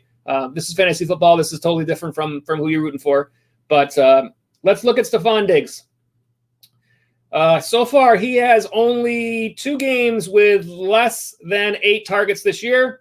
You may already know these things, but for the benefit of anyone else that's watching that wants to know, he had another great game this past week, 118 yards, 12 targets, 9 catches. Let me take a look. Julio, I don't remember exactly. I should know what he had because I have him on one of my teams. But this past week, 7 targets, 5 catches, had a touchdown, 54 yards. They're on bye this week. The key for me is going to be here, Chris, is their matchups in the playoffs. And tell me if you're in the chat, if you are a team that looks like you're in good shape for the playoffs, then this might make your decision for you. There's nothing worse than trading for a guy and then making your playoffs and finding out that he's got the worst matchups ever. Stefon Diggs, weeks 14, 15, 16, 17. Pittsburgh Steelers in week 14, 8th most fantasy points to the wide receiver spot. At Denver, week 15, you want to be aware of that because of a weather situation. Potentially, you never know that time of the year. 14th most fantasy points to the wide receivers. And those fun New England Patriots in week 16, the 10th fewest to the wide receiver spot. Julio Jones, the same run of games. At the Chargers, week 14, better weather, 12th fewest fantasy points to the wide receiver spot, but not a team that necessarily scares you on defense.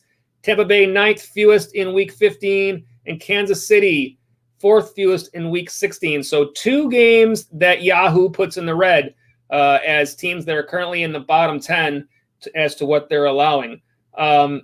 I will say this. If you tell me, Chris, you're 8-1. Chris, you're crushing it. You asked that question just to tell everybody how badly you're beating everybody in your fantasy league, right? I know it. I love it, though. Tell me, Chris, what your rest of your roster looks like. What's the rest of you? Who are your other receivers? I'm assuming that if you're 8-1, you're stacked everywhere at this point.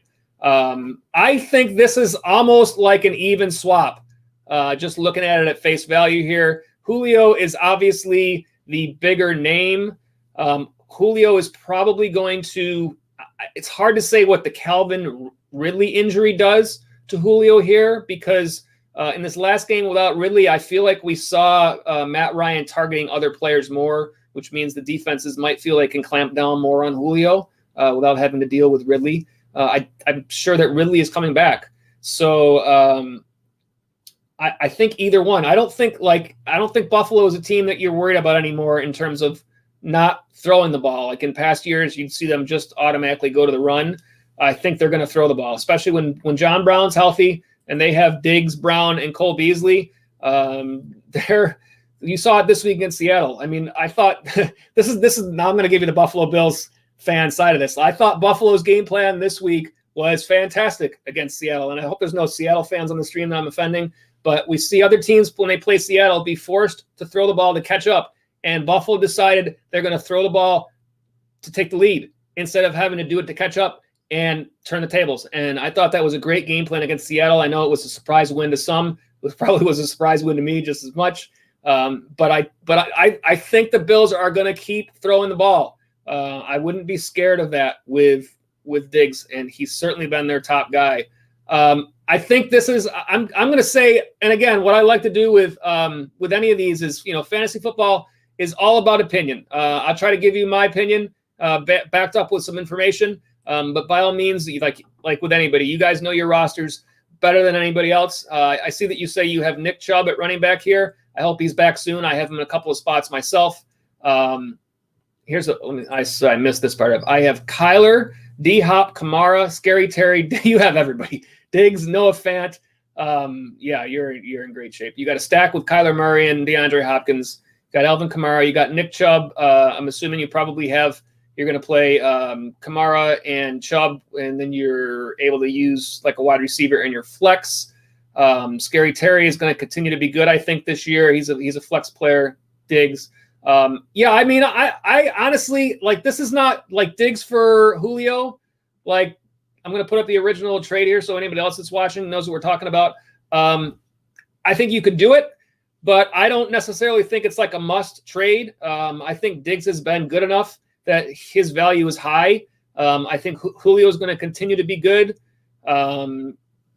Julio is a player that sometimes is one of those up and down players. We haven't really seen that this year.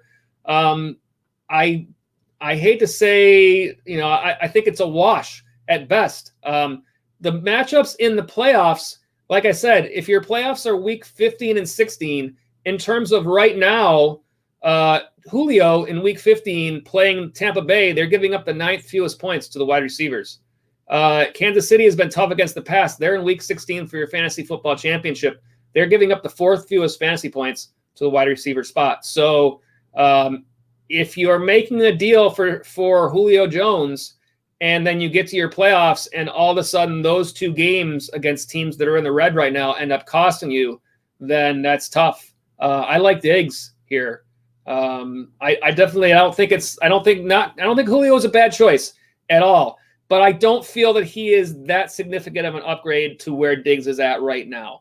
And obviously Atlanta, they're going to pass the ball all the time. Buffalo, you might think, are they going to necessarily do that? But so far they've shown that they are. And so you kind of have to go off the information that you're on.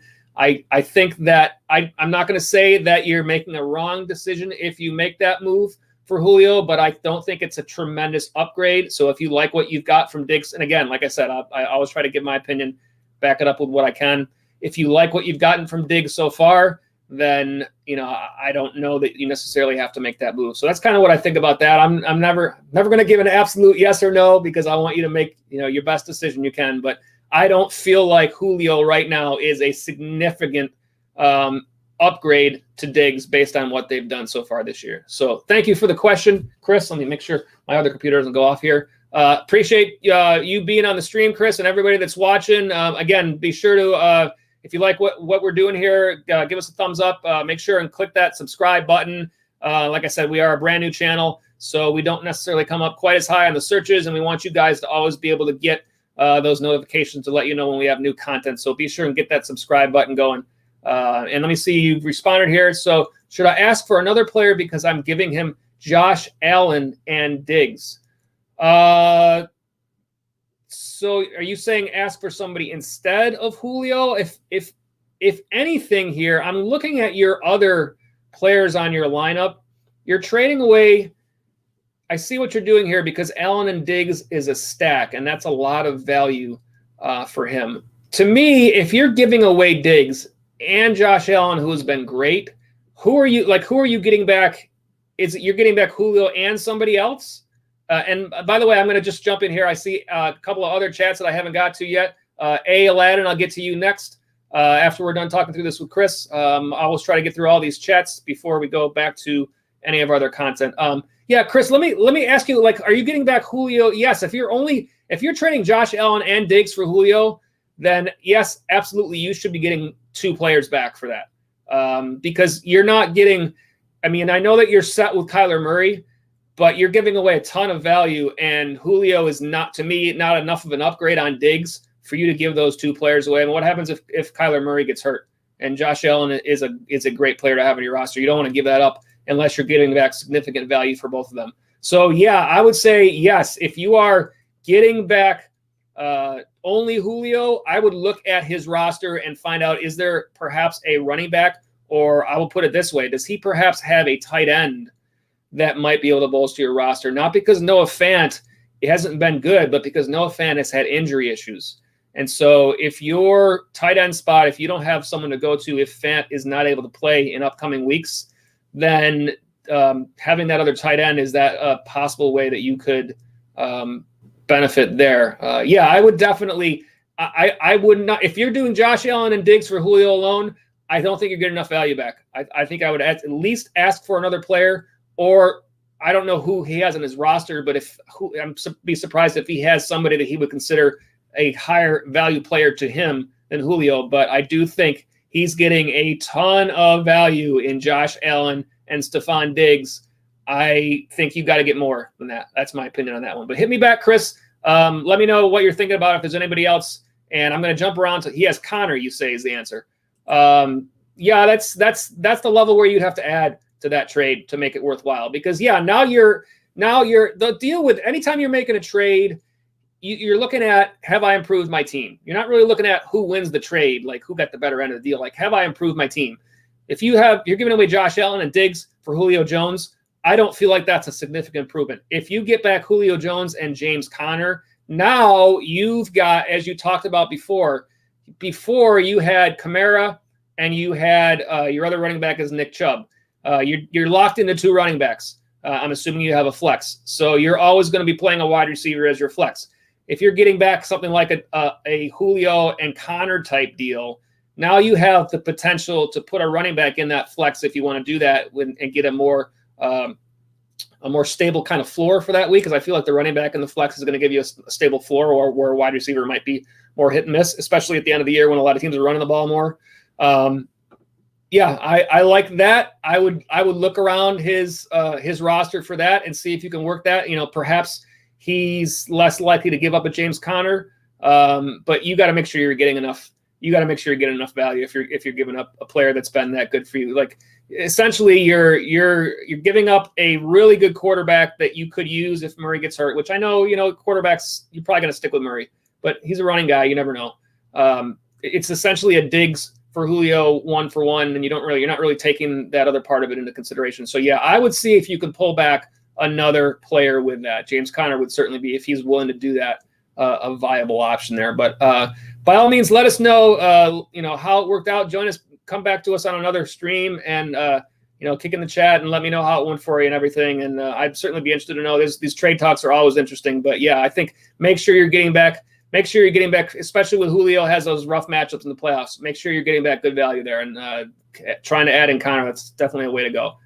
Perhaps the person you're trading with doesn't want to go that way, but I would at least give it a shot. So, and thank you again, Chris, for the question. I'm going to jump over to some of these other chats here. I know I said A. Aladdin. I said you were next, so I got you next here. Thank you for being with us, A. Aladdin. If you're new to the stream, hope you enjoy what we're doing here, and we'll talk through Cam Akers worth the pickup. To me, Cam Akers is what I don't like about what's going on with Akers is that the backfield in LA, the Rams want to run the ball, but it feels so muddled for me with Darrell Henderson and Malcolm Brown. I feel like you never really know which one of those guys that you're going to see get the volume there, which makes it tough because now you're kind of, when you're deciding to start somebody, you're taking a guess. So I'm assuming that A. Aladdin, you're talking about Akers available on your waiver wire. And let me just do this because I'm gonna take your chat away here, and I'm gonna give you a couple. I'm gonna pop up our graphics for a couple of the running backs that I have on the list this week. Here are guys that I like over Cam Akers right now. Wayne Gallman, who has stepped up for the Giants, seems to be their lead back right now. This is a situation where it's still a little bit of a timeshare, but not what it is in LA. Akers certainly has potential down the road, but I think Gallman has been producing more. He's had 13 or more fantasy points each of his last 3 games. I like Gallman. These are guys to look at. He's currently at 25% rostered. I do have also on my list this week Duke Johnson as a possible pickup because David Johnson in concussion protocol right now. So he's not a long-term guy by any means, but you're going to get him probably for a week. So I think that between those two guys, Aladdin, I would let me get your comment back up on the screen so everyone knows what we're talking about. I would favor either one of those two over Cam Akers right now. I want to see what Cam Akers did this past game just to be familiar with his situation. Why is he not coming up? Come on, Cam Akers. I don't know why. Well, let's just look at all the Rams there. It doesn't want to cooperate with me that way. I'll figure out another way. LA Rams running backs and Cam Akers.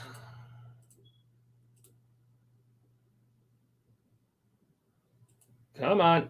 Well, Yahoo's working really slow on me tonight. Here we go. Cam Akers. This last game we saw 9 rushes, 35 yards, 5.9 and a half-point PPR. Yeah, to me, like, it's just – I certainly think he's going to get opportunity. So Henderson did leave the game with injury. So, yeah, now it does make it those two guys, Akers and Brown. But I don't see any clear reason where Akers is all of a sudden going to take away the touches that Brown is getting. Like those other two guys that I showed you, I think are more favored to get the touches. Aladdin, let me see if you're still on here, if you have any follow-ups. I don't see any follow-ups here. But, I think there are other guys. I don't think that Akers is awful as a pickup, but what I would say this. I would not use a waiver wire priority on him. If it's somebody that's still sitting there after the waivers run through and you get him as a free agent and you have bench depth and you like him, then I don't think there's anything wrong with that. If you're not cutting somebody else of value to her, but I wouldn't use a priority on him because I just don't feel like he's too hard to predict when he's going to have big games. Not saying that he won't have big games, but it's like a coin flip every week with these Rams running backs. At least there's 2 of them now. But when Henderson returns, if he returns, then you're talking about all 3. It's rough. So yeah, I think look around and see if there are other guys, and there may be some other guys that might be available as spot starts. JD McKissic is another guy that comes to mind who's starting to get some more value in Washington with Alex Smith there. He's the last 2 games, the 2 games that Smith has played, McKissic has had 22 targets. So as a pass catcher out of the backfield there, he has a lot of value.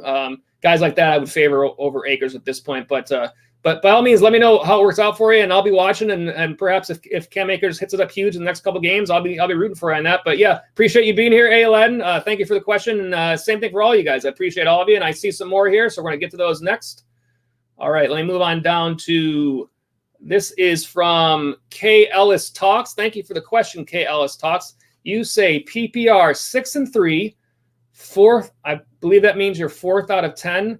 And here's your roster: Watson, Moore, DJ Moore, DJ. You have all the players named DJ on your team. Moore, Chark, Robert Woods, Tyler Boyd, Chase Claypool, Derrick Henry. I assume that's Dalvin Cook and not Jared Cook. Miles Sanders, Joe Mixon, your Kareem Hunt, is Travis Kelce. Is there anybody else in your league? How do you get all these guys? This is this is a stacked team right now. Trade 2 of my wide receivers for Thielen, and I see I have some follow-ups here. So let me check the follow-ups. 6 seeds make the playoffs in this league. I'm going to go back to your original question so that anybody else knows what we're talking about. So you're thinking, should you trade 2 of my receivers for Thielen? Okay, KLS, give me, if you're still in the chat, hit me back with a follow-up here and tell me how many, what's your lineup look like? Is it 2 wide receiver, 2 running back, 1 flex? Or are you looking at 3 wide receiver, 2 running back, 1 flex? Like, what are you looking at there? Taking a look at what you have for receivers now: Moore, Chark, Woods, Boyd, Claypool. Out of all of those guys, I can see why you're asking, because a lot of those guys seem to be a little bit boom or bust this year. DJ Chark with Jake Luton throwing on the ball. I don't know what to expect there. Like, I literally sat him this week, and then he had a great game, and I was like, I mean, how did you know? Like, Tyler Boyd, I love. Especially if it's PPR format. I think he's the top of that list in terms of the guys that you have. And he's got a great playoff run as well. I'll bring that up again because I talked about that a little bit before. But for those of you who didn't see it, and this makes a difference when you're making trades. So, yeah, obviously we're talking about so far, I would not trade away Tyler Boyd. Tyler Boyd's a player that I would be trying to trade for right now. Definitely not away. His playoff run, they have Dallas in week 14 giving up the 6th most to the wide receivers, Pittsburgh in week 15 giving up the 8th most to the wide receivers, and Houston in week 16 giving up the 7th most to the wide receivers. They have a phenomenal playoff run, so you definitely want Tyler Boyd. And Kay Ellis said, you sat Chark, you get the same, got this bitten by the same thing as me and started more. Still won, though. It's always good when you win. I didn't win. I sat Chark. I think Chark had more points than about 4 of my players combined in that league. Let me get your original one back up here. And the rest of your, oops, I went to the wrong one. Sorry about that. I'll get to you, Jay Postman, next. Kay Ellis, so you followed up and you said 2 wide receivers, 2 running back, 1 flex. And let's see, your original question. Let's go back there. So, I like Boyd out of those guys. I think Claypool has tremendous upside. Hard to say what he comes through with. And I think Robert Woods has been very solid, although in that offense, it's kind of questionable. The other guys, Moore and Chark, I feel like it's harder to predict. But what I want to do here is I want to call up Adam Thielen for you and look at what his run looks like. Because I don't have Adam Thielen on any of my rosters, and I'm not quite as familiar with what he's done without looking up his name first. My gut, without seeing his stats first, like my gut says no, like not a 2-for-1 for Adam Thielen, because Minnesota is their passing offense. Like they're going to be run first, like especially with Dalvin Cook back, like they want to run the ball. And that's going to make the volume that Thielen sees less predictable. So I want to look at his, okay, so here's his volume. So he has in week 4 and week 5, 10 targets, 13 targets. In week 6, 5 targets, 3 catches. Then they had a bye in week 8, 4 targets, 3 catches. And in week 9, 5 targets, 2 catches. No touchdowns in the last 2 games. In a PPR format, he has the last 2, his fantasy totals were 5.7 in week 8 and 5.8 in week 9. I could see if you're going to do a 1-for-1 to try to get Thielen because the potential is there, but I can't see giving up two of your guys when his production is what it's been, and their offense is what it is. I mean, if Dalvin Cook is playing well, they are going to feed him, and you're going to end up losing work to Thielen in any of those games. I'll take a look at their run in the playoffs just to see if that makes any influence here. But in week 14, they play at Tampa Bay. They're currently giving up the 9th fewest points to the wide receivers. In week 15, awful, playing the Bears. 3rd fewest fantasy points to the wide receivers. One of the toughest teams I feel like to start players against is the Bears. And then week 16, they play New Orleans, which is a better matchup, giving up the 9th most to the wide receivers. But, yeah, so bottom line is I don't think that, like, Adam Thielen is an awful player to target as a trade target, but I think you're giving up too much if you give up 2 for him. If you find somebody that wants to, if they're unhappy because he hasn't played well and he turns into like a buy low for you, then if you're giving up one of those guys for Thielen, then that's different. Like if they wanted to take, you had a great game out of DJ Chark. If you're concerned with Chark, although I don't know that I would trade Chark for Thielen. I guess the bottom line is I'm not high on Adam Thielen. Even though he's played well in some games, it's just I feel like the offense that they're in is questionable of what you're going to get for him. I think that your running backs are going to carry your team. Now, I see that you have Dalvin Cook, so obviously that's some protection. If Cook plays well and Thielen doesn't, you're still going to get nice points out of that game. But it looks to me like I would evaluate your team as a running back team. Like you're going to make your hay on your running backs almost every week. Henry, Cook, Sanders, Mixon, Hunt. You got a great tight end in Kelsey. I feel like Thielen, there's too much potential for him to have bad weeks to make it worth giving away 2 players for him. I would consider it if you could get back somebody else in addition to Thielen to bolster that deal. You have Deshaun Watson. You don't need a quarterback. You have Kelsey. Hopefully you have some decent, backups in case, potential injuries happen. But yeah, I don't dislike Thielen as if you were able to get like a 1-for-1, but I think giving up 2 players for him is too much. So, but let me know how it works, and appreciate the question from you. Hope that helps. Like I said, I always try to give opinions and try to give you, as much backup information as I can for you. I hate to say no on any questions that people ask, but I want to try to give you my honest opinion. And like I said, and in all cases, you guys know your rosters, better than anybody else. So you kind of got to go with your gut, but take it with a grain of salt for what I think, and let me know how it works out. But by all means, we appreciate you being here on the stream, and we're glad you found us. Like I said, we're a new channel, so be sure while you're here to hit that subscribe button. Make sure you get those notifications for whenever we have new content, because like I said, as we continue to grow, we don't necessarily come up as high on the searches. So I know you guys might have had to search a little bit to find us, and definitely we appreciate you being here, and let me know how that works out for you, Chaos. All right, who did I say was next? Jay Postman, I said, is next, and I see Noah will be next after that. So Jay Postman 425. Thank you for being with us, Jay Postman 425, and we appreciate your question. And here it is. It is Ridley, Godwin, and T. Higgins for Dalvin Cook. I have Claypool, McLaurin, Metcalf, Boyd, and Ayuk as my other wide receivers. If you're still with me, Jay Postman, while I am talking through the answer to this, tell me who your other running backs are. Are you hurting at running back, or do you have decent? And I'll start to work this through while you do that. So Ridley, Godwin, and T. Higgins for Dalvin Cook. And here's what I think. Ridley has been so good this year, and now he's a little bit hurt, and we don't know what he's going to see. So that's a concern. Godwin is hurt. We don't know what we're going to see. We expect him to be good still. He's a concern. T. Higgins I like a lot, but he's not the number one in Cincinnati, so adding him to a package deal to get back someone like Dalvin Cook, I don't think is a bad idea. So far, I'm going to say I'm not against this. Let me look up Dalvin Cook's playoff run. For whatever reason, every time I type in a player's name anymore, it's not working for me. So it takes me a minute longer to try to find them this way, but I can still do it. I want to see, I know we just talked about the playoff run there for Thielen, but I want to just go back to that and take a look at this. So, and let's see, for the running backs, where are you, Dalvin Cook? Why can't I find you? All right, Alexander Madison, just as good. He's a running back. All right, so in terms of fantasy points being allowed to the running back spot in Week 14, Tampa Bay gives up the 10th fewest to the running back spot.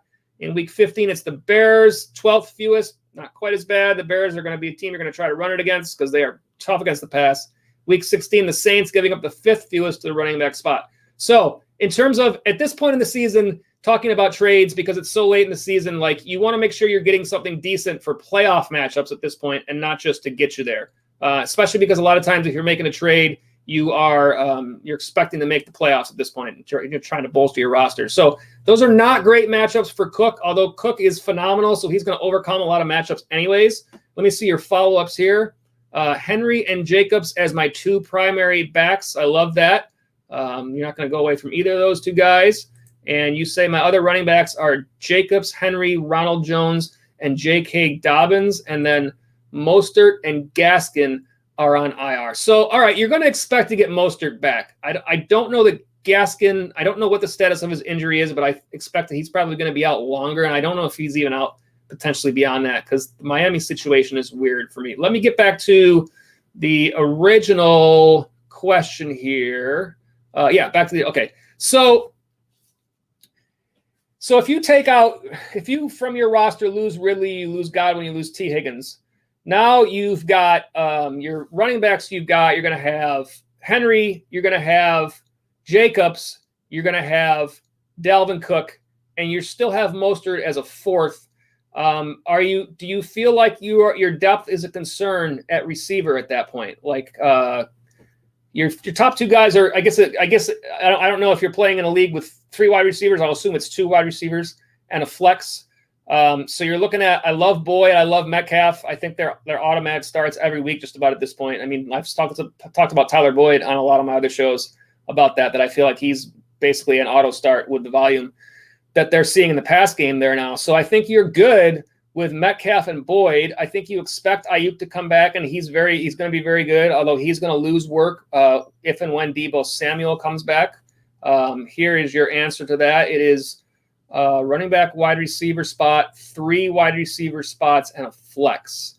So if you've got to fill 3 wide receiver spots, then you're talking about Metcalf, Boyd, and then, Claypool, McLaurin, those are both going to be great players. I think, like, of those other guys, do you feel like it's possible for you to get Cook without giving up Ridley? That would be my question. Because if you are working a 3 wide receiver format and your lineup is Calvin Ridley, DK Metcalf, Tyler Boyd, you are in awesome shape. And your starters for running backs, you still got, even with Mostert as your third as a flex, you're still in great shape. Is there a way you can package somebody else from that roster in place of Ridley, or is Ridley what it takes to make that happen for you? Like I said, Dalvin Cook's playoff matchups are not great, although he is great. Essentially, your team is gonna turn from a wide receiver based team to a running back based team, which is not a bad idea at the end of the year, anyways. So I guess that he says, let's see, your answer is, I doubt it. The other players in my league would probably veto it. That's a good possibility. I understand. We'll go back to your original question. I don't hate this trade. If I were you, I would try to. I feel like you're giving up a lot. Like I would feel more comfortable if you could add on one more piece that you're getting along with Cook. And it doesn't have to be a great piece, but even if it's a smaller piece, like perhaps you need some help at tight end or something like that, it's not a person that's going to crush the team that you're making that trade for. But otherwise, if you really covet Dalvin Cook, because of the question marks with Ridley with his injury, the question marks with Godwin with his injury, and you have Tyler Boyd and T. Higgins, so to have them both is not a great situation. I don't think this is a bad deal by any means. I feel like it's close.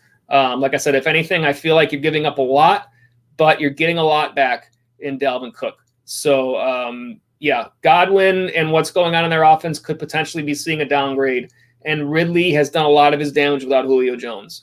So you don't expect them to both keep up the pace that they've had necessarily. I think just in talking this through, I don't think I hate this deal. I don't think I hate it. I would think that try to see what you can do and see if you can add a small piece to Cook. And if you don't think you can get that and you can get like a 3-for-1 here, I don't hate it. I'm gonna assume this is a standard league and not like a dynasty league. I'm guessing with these players that you have done well so far. And you're probably, looking at those playoffs with a good chance.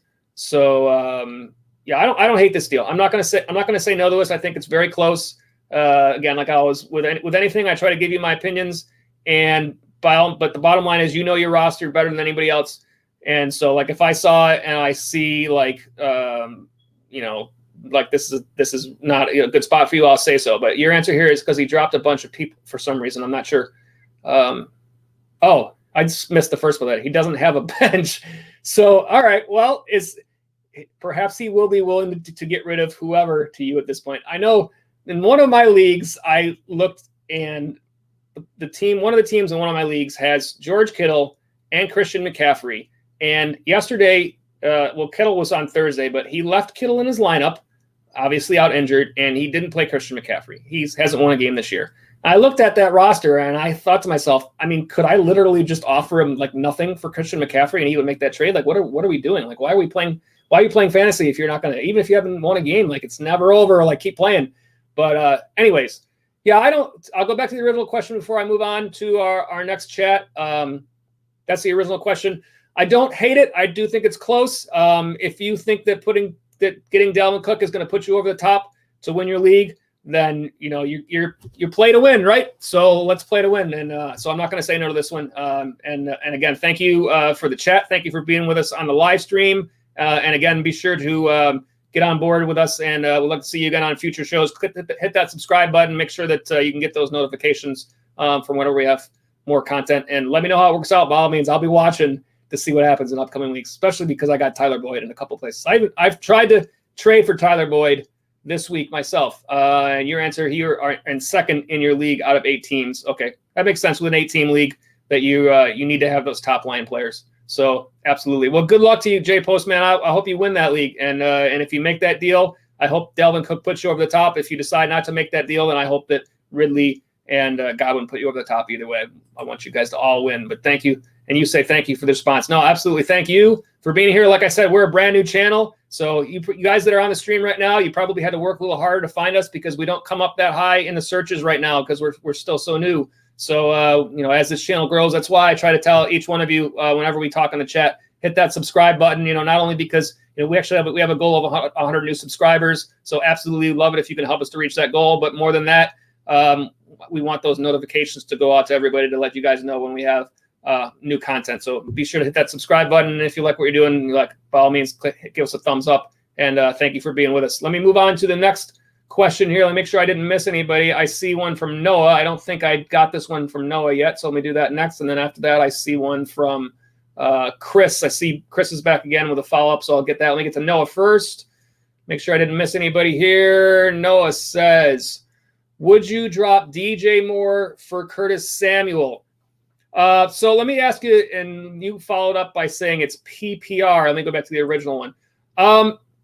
I guess I'd have to ask more questions about what else you have on your team, because I don't know that I'm going to call up both of these guys because I want to look at what DJ Moore has done specifically. My first gut reaction to that is no, I wouldn't cut DJ Moore for Samuel, but also I would not get Curtis Samuel off the waiver wire. So just give me a minute here while I'm working through and finding these players. DJ Moore, I know he hasn't quite been. In fact, on this last week's Sunday pregame show, I had DJ Moore as one of my top 5 sits because I just didn't like his spot in that matchup, and sure enough, it turned out that way. 3 targets, 2 catches, 18 yards. In a PPR league, that was 3.8 fantasy points. And the week before that, it was only 7.5 fantasy points. He has had some good games. And I think that he probably has some better matchups coming as the team does. Tampa Bay, a tough matchup, but Detroit, Minnesota, Denver, some tougher ones at the end of the schedule. Curtis Samuel obviously has the same matchups. I'm going to put up real quick for you. This is what we're talking about tonight on the waiver wire, and Curtis Samuel is on our list. And here is his graphic. So Samuel, and again, tonight's waiver wire show, we're not giving you a top 5. We're just running through the different possibilities to look at, but I'm going to give you some of Samuel's stats.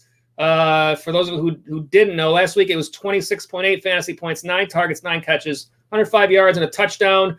He's had 17 or more in each of the last 3 games. I like what they're doing with Samuel there, and they're using him kind of like in this gadget role. In addition to to getting his work as a receiver, he's also getting some work running the ball, like kind of the old jet sweep type deal. Let me go back to this and see if you've got any follow-ups here. Yeah, I think that Curtis Samuel, this is the way I would approach this. Do you have somebody else on your roster that perhaps you could choose to drop instead of DJ Moore? And that way, by picking up Samuel, you're kind of protecting yourself. If Samuel continues to progress in that offense where he looks like the better, second option behind Robbie Anderson, then it's fine. You're good. You haven't lost anything. But if he for some reason takes a step back and DJ Moore starts to get back more involved, then if that happens, now you've kind of lost out. And DJ Moore is probably somebody you drafted, I'm guessing, before the year started. So I hate to have you lose out on somebody that you drafted when you invested that capital. Let me see. You've got a follow-up here, and it says running backs: Gibson, Robinson, Swift, Harris. Considering dropping Harris for McKISSIC. Wide receivers: Antonio Brown, Moore, Hopkins, Keenan Allen, Claypool, T. Higgins, Justin Jefferson. You have a lot of great players there already. So Damian Harris from New England, I assume, is who you're talking about. And you're considering McKISSIC. I do like McKISSIC as a pickup, as a spot starter. You are Antonio Gibson. Well, let me ask you this: if you're dropping Harris for McKISSIC, then might you consider thinking about? And again, this is my deal. I try to give opinion and back it up with some stats and some information, but this is why I always ask for a lot of follow-up questions. Your roster better than anybody else. So if you drop Harris and pick up McKISSIC, now you've got Gibson and McKISSIC both. You're stuck in a decision of which one of those two guys you're going to start, which might be difficult. Because again, I want to go back to, let me just get you the stats. J.D. McKISSIC is somebody that I have on the waiver wire list tonight. He has, in the 2 games Alex Smith has played, that's who you're going to be looking at in Washington now. He's had 22 targets in those 2 games. Yesterday, he had 14 targets, 9 catches. It seems that they like him as a safety valve for Alex Smith back there. I think that's going to hurt Antonio Gibson.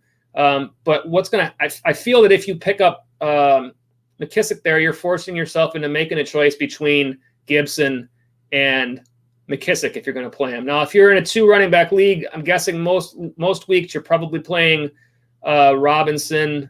Well, no, you're probably playing Gibson and Robinson at this point. Now, you might be playing Swift. I feel like, yeah, here's the thing. He said, yeah, that's the thing. I don't know who I'd rather start going forward with, Gibson or McKISSIC. That's my thought. And here's my other thought about this. It's like, if you take a look at these 2 players right now, let me take a look. Curtis Samuel is currently rostered in 30% of all leagues. I feel like in order to get him this week, you're going to have to spend a waiver wire priority on him. He's had too many good weeks. And he's had, last week, 26.8 points. Somebody's going to grab him. You're going to need to spend your priority. J.D. McKISSIC, I feel there's a good chance that he doesn't potentially go picked up and ends up being a free agent this week. So by taking Samuel instead of McKISSIC, you've got 2 benefits there. And again, it might be different for you. McKISSIC's only rostered at 24% right now. I don't feel like he's necessarily going to be on the radar of the majority of fantasy players, even if he should be. Samuel, I definitely think will be at this point. So let's run through this scenario. If you spend your waiver wire priority and you get Samuel, McKISSIC might still be there. You might end up being able to get him for nothing after the fact. And then you can kind of sort out what happens, and who knows what happens with injuries and whatnot. In doing so, you're not necessarily – let me go back to the original. Oh, here's a follow-up here, and your other follow-up says 2 running back, 2 wide receiver, 2 flex. So let me go back to the original one just so everybody else that's watching knows what we're talking about, if I can find it. This is the original question. I personally would feel – I'd feel less like I want to get rid of DJ Moore than I would want to get rid of Harris and kind of let that situation play itself out. If you end up not getting McKISSIC because you drop Harris and pick up Samuel instead, and you lose out on McKISSIC, like who would you rather lose out on? Because by not having him, you're not stuck in that situation where you have to choose between Gibson and McKISSIC. Now, of course, you're in the situation where you have to choose between Samuel and Moore, but I think right now that choice is more obvious. I think Samuel is kind of proving himself and Moore has kind of fallen off a little bit. And I don't know if that's the case. I think Gibson and McKISSIC are a lot closer. And I also think, like I said, that McKISSIC could very well still be there sitting for you for free after the waivers run. So to me, I feel keeping DJ Moore and waiting on McKISSIC might be beneficial to you in the long run. And I see a follow-up here. So let me get that. What do you think about Antonio Brown? I think it's a little bit of a question mark. But this is what I think about the situation in Tampa Bay. I spoke about it earlier. I feel very concerned for Mike Evans at this point. And the reason is when Chris Godwin has played, Evans' workload has been drastically diminished this year. He's seen the targets when Godwin's been out. But Godwin's on his way back, and now you've added Antonio Brown to this mix. I feel like the offense in Tampa Bay is Tom Brady's offense. You've seen several players come in that we've heard that Brady is the one that's been lobbying for. And we've seen that with Leonard Fournette. We saw, obviously Gronkowski is there. At first Gronkowski wasn't doing much on this offense. Now he's starting to come on. It feels like this is Tom Brady's team, and he is going to favor his guys. And at this point, say what you will about Antonio Brown's issues. That's a whole other story. But in terms of the workload going forward, I feel like once Antonio Brown has this offense down, you're going to see Brady targeting him a lot more. Obviously, Antonio Brown and what he's done as a wide receiver, you can't say anything about that. Mike Evans is a great player, but I'm worried for him. I think he is going to come on as a player in that offense. I think you're going to see Evans drop off for anybody. If anybody's watching the stream, I talked about this earlier. To me, if you have the opportunity to trade away Mike Evans right now, I would look for that deal and try to do it if you can. If you can do it without losing value and improve your team, I've done the same thing. I feel like after this week that you're in a situation where his value could continue to drop. I do think Antonio Brown's value will be on the upswing. And looking at the rest of your team, let me put the rest of your team up really quick again. So in terms of, I think you said 2 wide receiver spots, you got a lot of good receivers to choose from there. I mean, you're going to play Hopkins every week. I love Keenan Allen this year. Like Keenan Allen is a guy that if you can go out for teams that don't have him and trade for him, I love that spot. I think since Justin Herbert took over there, I think it's incredible value. I think Chase Claypool is doing well for you as a spot starter. I think T. Higgins with the volume in Cincinnati. Justin Jefferson has had his good games and his bad games. You are stacked at wide receiver. Yeah, I don't see any issue with your team. You know, if anything, I would think about, I talked about this before, Antonio Gibson with the concerns of what's going on there. Does he keep that workload with McKISSIC now that Alex Smith is the starter? I think Gibson's value might be at his highest right now, and potentially he's somebody to think about trading away and picking up trying to bolster your running back spot. Perhaps you could get like a middle ground running back like a James Conner if you were to package like a Gibson with a decent receiver. I don't know which one of those guys it would be for you, but perhaps a Chase Claypool has had great games. Someone might value him. T. Higgins is not as well known as a name. I think he's played very well, but something to think about there. I don't know if that's something that's at all on your radar, but if anything, that might be potential. And by all means, Noah, I hope that you are making a good run at your playoffs right now. So for sure, if you are, go for it. Absolutely. But yeah, in terms of your original question, I think your potential to keep DJ Moore is a safer spot for you, because I would hate to have you lose him and then things turn around there. I don't think the situation is going to be the same. Gibson and McKISSIC, they're going to battle. They're going to switch back and forth week to week at this point. That would be what I would say. And again, Noah, thank you for being here. Appreciate you being on the stream. Let me put up here. Awesome. Thanks so much for taking the time to answer. No, thank you, Noah. Like I said, we're a brand new channel. We appreciate all you guys being here as we continue to grow. We can't do these shows without you guys. So I love that all you guys are on the chat. Please click that subscribe button. Make sure you can get those notifications when we have new content. Obviously, as a new channel, we're not quite as high on the search right now, so you might have worked a little harder to find us, but we appreciate you being here. Thank you very much, Noah. And I got a quick chat here from Sippy Sports Show. First-time listener here. Awesome, Sippy Sports Show. Glad to have you aboard. Look forward to seeing you again. Click that subscribe button. Let us, that way you can know when we're on again, and we'd love to see you again. We're here. This is a good chance for me to put up look at that. My light went off in the background. That happened before. I got to get a thing to keep that light on. When we get these long shows, it looks much nicer with that backlight, and now it's gone. It's just plain, but anyways, whatever. It's fine. Well, let me put up this little quick promo. When Sippy's mentioned every Sunday we're doing the Sunday pregame show, TFF Live. It's 12 noon. Answering all your fantasy football questions then, and taking it right up till game time. We got plenty of content on Sundays. We go through all the actives and inactives. Just something you kind of put on and either be involved with your chat or just put us on in the background while you're making decisions on your lineups. But glad to have all you guys here, and hope to see you all guys again. And like I said, please give us a thumbs up if you like what you're doing, and click that subscribe now button. Let me follow up with. I see Jay Postman jumped in here, and he says, no, I feel like AB is a great trade asset right now if you can ship him for someone. That offense has way too many mouths to feed.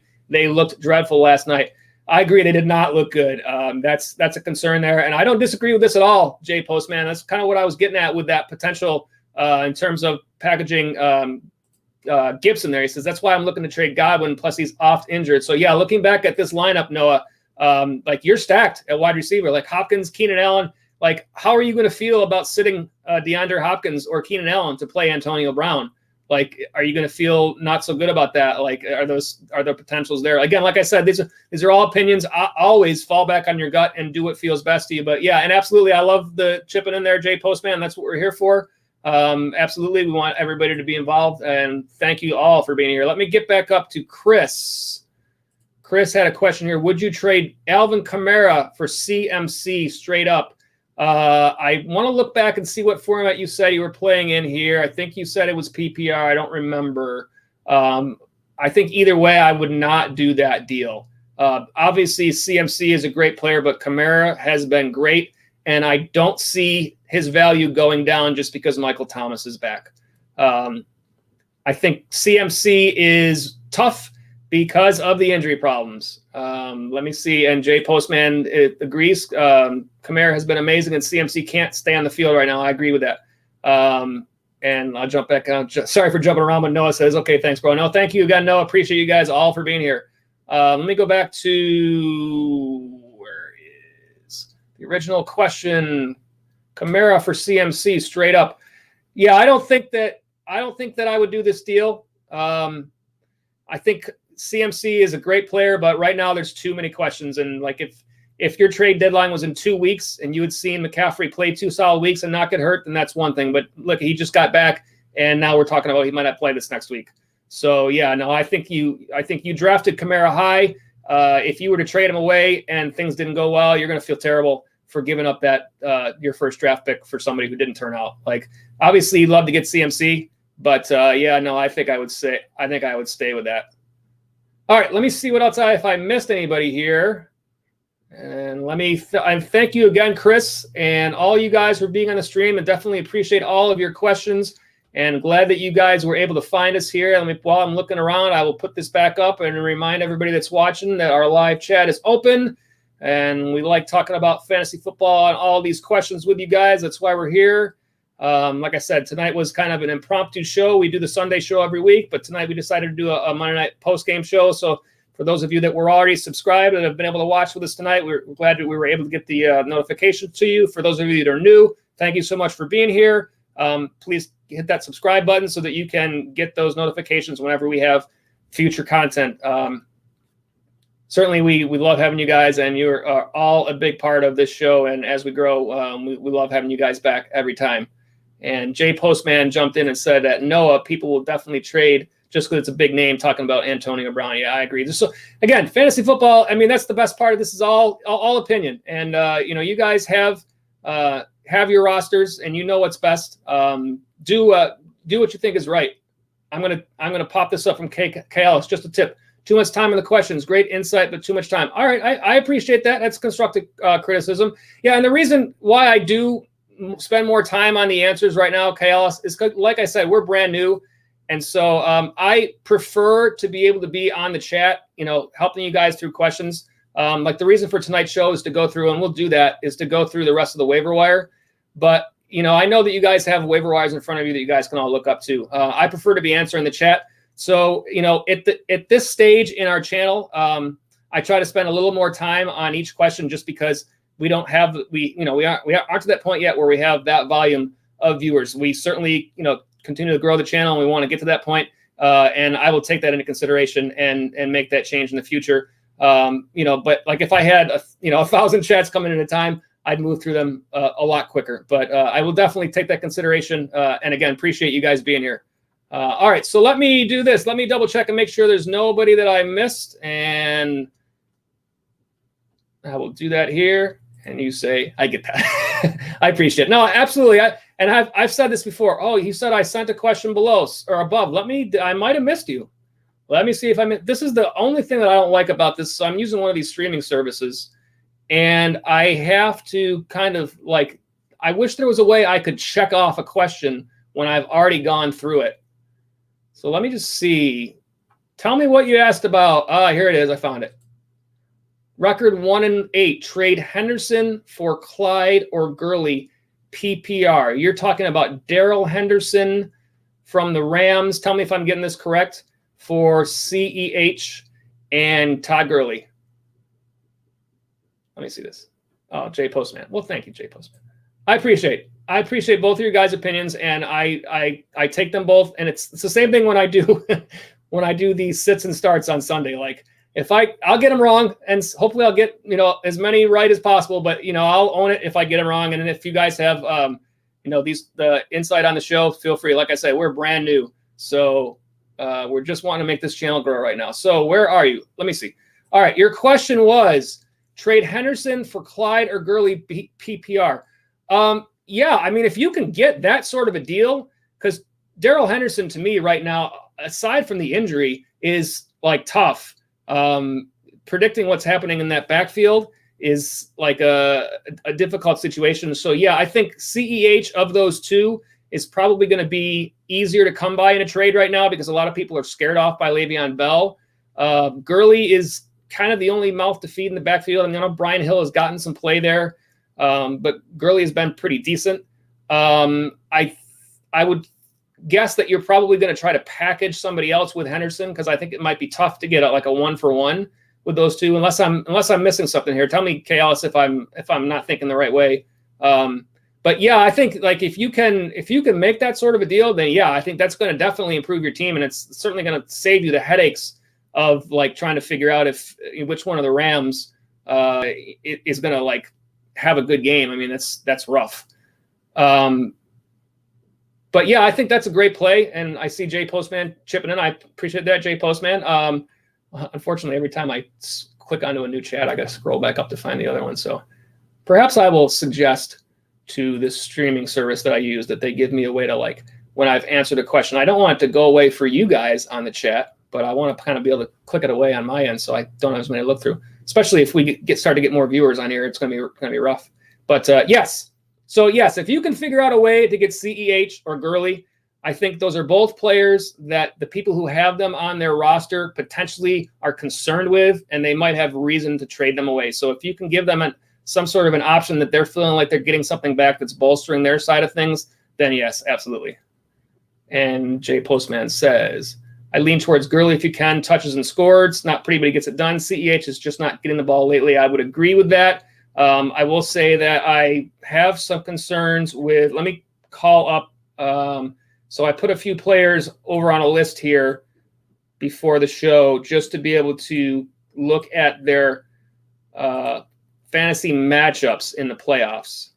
Although now this is a different situation, because in a situation where, let me put the original question back up there.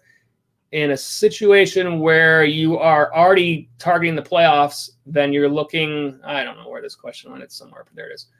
You're looking at, bolstering that playoff lineup. For you're in a must-win situation at this point. So I wouldn't even worry about the playoff matchups.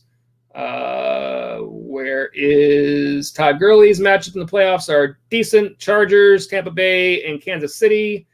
And I don't have CEH's, but yeah, I don't disagree with either of these guys. And I do think that potentially Clyde is the more questionable of the two, but I also think that he is more likely to be offered in a trade from the person who has him than Gurley might be right now. So that might make the difference. All right. Thank you. Thank you, K. Ellis. Again, appreciate it. And I appreciate your insight. And, by all means, follow up with us and let us know how things work out for you. And absolutely, I hope that you're able to make that run and get in there. Let me see here. K. Ellis. Here's the follow-up. What do you think fantasy follow, Gurley or CEH rest of the year? I think it's close. I'm probably, and I know, Jay Postman, what you said about the workload for CEH. I'm probably a little bit more optimistic that he's going to continue. Let me just call up. I can get this to work over here. I want to call up CEH and take a look. I still feel more optimistic about his workload there. I know Bell is cutting into it. For some reason, this is not cooperating with me. Gurley, to me, is, yes, more stable, so probably a better floor for you. Kansas City. All right, let me see what we've had here recently. The last couple of games. So, all right, so week 6, 26 carries for CEH. Week 7, 8 carries. Week 8, 6 carries. Week 9, 5 carries. Had a touchdown in week 7. Had a decent fantasy total, not great in week 7 and 9, but very low in week 8 on a bye this week. You've got some decent games coming up, playing Vegas, Tampa Bay tougher on defense, Denver okay, Miami okay, New Orleans a little tougher to the running back, I believe. 18 touches in 2 games since Bell was there. I probably would have to say Gurley of the two is probably the guy I would favor of those two, especially because Gurley is, even though Atlanta is a passing offense, Gurley is their guy when it gets to the goal line. So I think he's going to have a pop almost every game. And if I go back to see what Gurley has done in the recent weeks, it'll tell me if I feel like I'm on the right track with that. So Gurley, his carries last 4 games: week 6, 20 carries, week 7, 23 carries, week 8, 18 carries, week 9, 19 carries. He's 4 touchdowns in the last 3 games on a bye this upcoming week. His matchups are okay. Atlanta's going to put up points. They're going to have opportunity to score touchdowns. So is Kansas City. The questions about Todd Gurley entering the season are probably not as bad as the questions about where CEH is at this point. So I would agree that Gurley is probably the better of the two for the rest of the season. Not to say that CEH won't have his weeks. And I see Jay Postman here. Let me go through, and I see Noah. I'll get to you next. And Jay Postman says, if you get Zeke right now, I agree. Zeke is a potential buy low at this point. Taking over CH and Gurley. Yeah, I would agree that there is potential there for Zeke. I think Zeke is one of those players that right now, to me, is a buy low and a trade away. I don't want to say sell high because it's not a sell high right now, but I feel like it's a guy that you're concerned with if you have him. So, yeah, I could see going out and trying to get him. You have to think he's going to get better. However, his matchups for the rest of this year are brutal. In week 12, starting in week 12, here are the teams that Zeke goes up against. Washington, allowing the 6th fewest fantasy points to running backs. Baltimore, the 2nd fewest fantasy points to running backs. Week 14, most likely the start of your playoffs. A better matchup, 13th most fantasy points. Week 15, San Francisco, the fewest fantasy points to the running back. Week 16, Philadelphia, the 8th fewest. 4 out of 5 matchups in the bottom 10 right now. So that's why I think Zeke is an interesting player right now when you're talking about trades. Name value is high. You're probably, if you have him and you want to get away from him, you probably can. And also he struggled. So if you want him and you don't have him, you probably can get him. It's working both ways. I would assume, without looking at the amount of trades that are happening right now with Zeke, that he's involved in a lot of them. So yeah, someone to take a look at. And here's from Noah. Noah says, just trade away more for Landry. What do you think about that trade? Let me make sure, Noah, that you were the one that was talking about dropping more for Samuel. Yes, you were. So you don't have to worry about having more and Samuel anymore. So that takes care of that for you. I think it's a lateral move to me. Like, I think Landry is a guy that's not necessarily the big player, but more likely to see more targets. I want to call up his numbers to see. And I guess the bottom line here is that you've already made the trade, so I guess it doesn't really matter what we think. But you say here, let me see. I feel like Landry is getting way more targets and has more upside than more. I agree that he probably, without Beckham there, has more upside. I can't keep dealing with his 2 to 3 targets per game. And this, I believe, is the response to the fact that you already made the trade. But I will still comment as well. Yeah, I think that Landry's you're banking on his targets. Okay, last game against the Raiders before their bye, Landry 11 targets, only 4 catches, 52 yards. He's had a fairly even slate of yardage every game. I mean, he's between one game is under 40, but all the rest are between 40 and essentially one at 88, but they're all in that 40, 50, 60 range. The only issue here with Landry is the status of Baker Mayfield. I don't know how much time Baker is missing without looking. He's a protocol guy, so it's potentially he's back right away. It says he was placed on the list because of high contact and not because he tested positive. So yeah, that might not be a situation where he's losing his quarterback. Yeah, I think that it's I don't think that Moore is on the uptick. I think Landry, if anything, is on the uptick because of the fact that Beckham's not there anymore. And that also, if you are planning to go out and get Samuel, then now, yes, you've got a chance where if you have Moore and Samuel both, then chances are one of those two guys is going to get points and the other is not. So you're putting yourself in a spot where you got to pick between the two. Now you've got potentially 2 guys on any given week where you can choose from who has the better matchup. So yes, I like that play. And that opens the door for the rest of your stuff. I think it's a good move. Especially since you already made the move, for me to sit here and say it was bad, that would kind of suck. So I won't do that. But I don't think it's a bad move. Jarvis Landry is not a player that I have on any rosters. Just someone that I've stayed away from. But I do think that, they've got to have someone to throw the ball to there. And, they're not going to throw it to Harrison Bryant all game. I know that Austin Hooper will be back, but Landry should be in line for continued work throughout the rest of the season. So yeah, I see no issue with that trade. All right, so I see I'm going to put up Jay Postman. Thank you for your response as well. I don't blame you for the deal because Moore has been a stinker the last 2 games. Landry just can't find the end zone here. It seems like Landry has had trouble finding the end zone for a while. I mean, it's kind of weird there, but you would think that has to change. I don't know for sure what the let me see if I can pull up what their upcoming matchups look like. Let's see here. Landry, Houston this week is all green, 7th most. Philly and Jacksonville in the middle. Tennessee, 3rd most. When you get to the playoffs, Baltimore, 8th fewest. The Giants in week 15, 11th most, and the Jets in week 16, the 10th most. So not really concerns unless you have a week 14 playoff matchup to worry about.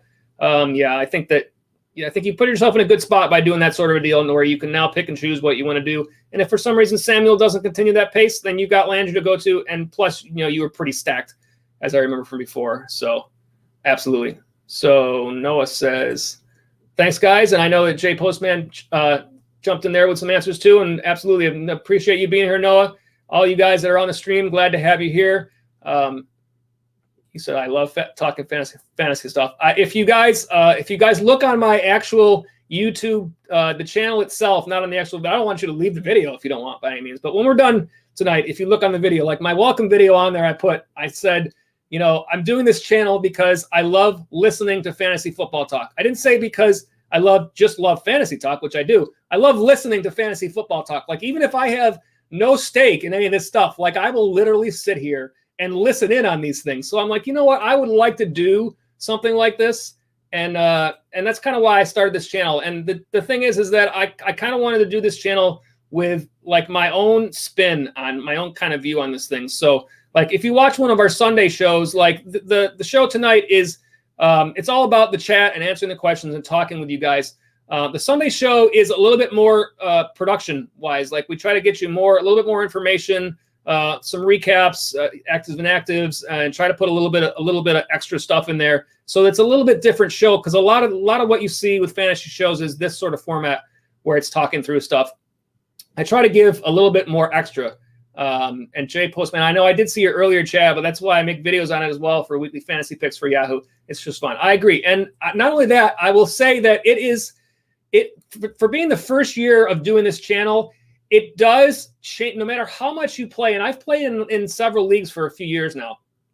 When I got started, I started out with 1, and I just started adding on leagues as I found out that I liked it more and more. But looking at it from this standpoint, where you're looking through and trying to find out what is working for anybody instead of just what's working for you, it changes the way you look at your team and your decisions, right? So a lot of times, like, I'll find myself, I'll put together a start-sit list, and I'll put together my top 5, and then I'll look at my rosters and I'll be like, well, I still got this other guy in here in my lineup, but I just said the other guy in the top 5, and I'm like, well, that's because I'm putting it together just based on the overall viewpoint and trying to look at it from what's best for any given player.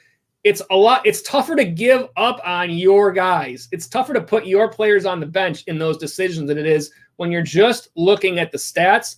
And so for me, it changes the way you look at your picks. Like, it's a different perspective. And so far it's been like, it's easier for me to say, okay, like, if I'm going through and looking through these players objectively without taking into consideration who's in my lineup, and I find picks that I like, and somehow I have a decision that involves one of those picks, it's easier for me to make that move. Now, I did that a couple of weeks back in the game that in one league I have Josh Jacobs and James Robinson. I have a great running back set of players, and it came down to the choice between those two. It was the game Jacobs played Kansas City, and Robinson, I think, was the first game against Houston, which was a great matchup. And I sat, which is, looking back, not the right move because Jacobs played great, but I ended up picking Robinson over Jacobs. Jacobs went off against Kansas City. My reasons that I went through in my head for not playing Jacobs was that game script wise, if Kansas City gets up early, that they're going to have to go away from the run. Now, Kansas City has given up lots of points to the run, so that's why, looking back, I fault myself for making that move. Robinson should have had a great game against Houston and didn't. I went back to the well this week with him playing Houston again, and I don't remember what he did, but I think he had a much better. I can't remember off the top of my head. I think he had a much better game. So I'm going to look it up real quick because I want to know Robinson. If I'm sounding stupid by saying he had a bad game, I don't want to do that, but I'm pretty sure. And he's a player that is, to me, has been fantastic this year, But again, I talked about this before. If you're in a situation like I am, where you have, in that particular league, I have Kamara, Jacobs, Robinson, Gibson, and I still have Montgomery backing them up. So I have a bunch of potential players there. Is that all I have, or is there more than that? Anyway, Robinson this past week was, 99 yards and a touchdown, 15.9 and a half point format. I will say this. I don't hate the fact if someone's thinking about trading James Robinson away, because his playoff run is not great. In week 14, it's Tennessee, which is good, but in week 15, they play Baltimore, the second fewest fantasy points to the running back spot. In week 16, they play Chicago, 12th fewest to the running back spot. Obviously, two tough defenses.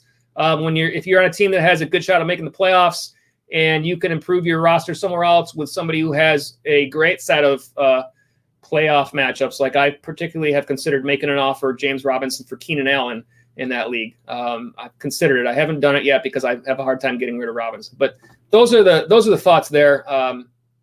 Again, Robinson's been great. But, these are fantasy football decisions that we make. So I wish my light didn't go off in the background. At any rate, we appreciate all you guys for all of your questions and being here. We're not going anywhere. We're going to be here for a little while. If you have any more questions, feel free to jump in. I'm going to go through with the rest of our normal content, which I don't remember where I left off. Yes, I do. But what we're talking about is waiver wire targets for this week. And so we'll get you, and perhaps some of you that are on the stream right now, if you want to jump in with any thoughts on any of these, please feel free. But this is, for tonight's show, this is not a top 5 waiver wire targets.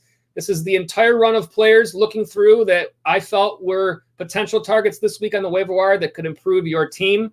They are not ranked in order of who I think is best. They are ranked from most rostered to least, and we only talk about players that are rostered in less than 50%. So we've gone through Jimmy Graham, Austin Hooper, and we are down to Allen Lazard for the Green Bay Packers, currently rostered in 38% of all leagues. This is a play that I think is a sneaky one for some. He did not play last week. He's been out with injury. However, he hasn't played in quite a while. He had surgery, core muscle surgery. In his 2 of his 3 games, he was 18 or more fantasy points. I haven't seen any reports yet about whether or not he's likely to play this week, but I thought even last week, I thought he was a reasonable option off the waiver wire because I feel like this is an upside player that, should he come back and be very good, is potentially, the number 2 receiver in an Aaron Rodgers offense that has a good chance to get you value week in and week out, regardless of matchups. However, when we do the waiver wires, we always talk about the matchups, their next 4 games, because that makes a difference in who you want to pick up. So for Lazard, the next 4 is Jacksonville, Indianapolis, Chicago, and then Philadelphia. Jacksonville, and here are the numbers: 15th most fantasy points to the wide receiver spot. The Colts 16th, so 2 right in the middle. And the Bears at 30, so that's 3rd fewest. And the Eagles are at 20, and they're a little bit in the bottom half there. So not the greatest matchups there, but again, this is an upside play. I'm not looking at this person target in terms of the potential matchup this week. I'm looking at it as an upside for the rest of the season when he does come back. I like his potential to give you some value on your team. Especially if you have depth on your bench right now, I think it's a player that you can get and potentially have later on in the season and protect you against injuries and possibly, bye weeks, whatever else comes along. So Allen Lazard, potential waiver wire target this week. Next player on the list is Jordan Howard. Jordan Howard, a player when it was draft season that we thought was going to be involved in Miami's offense, and then we found out he is not going to barely even get off the bench.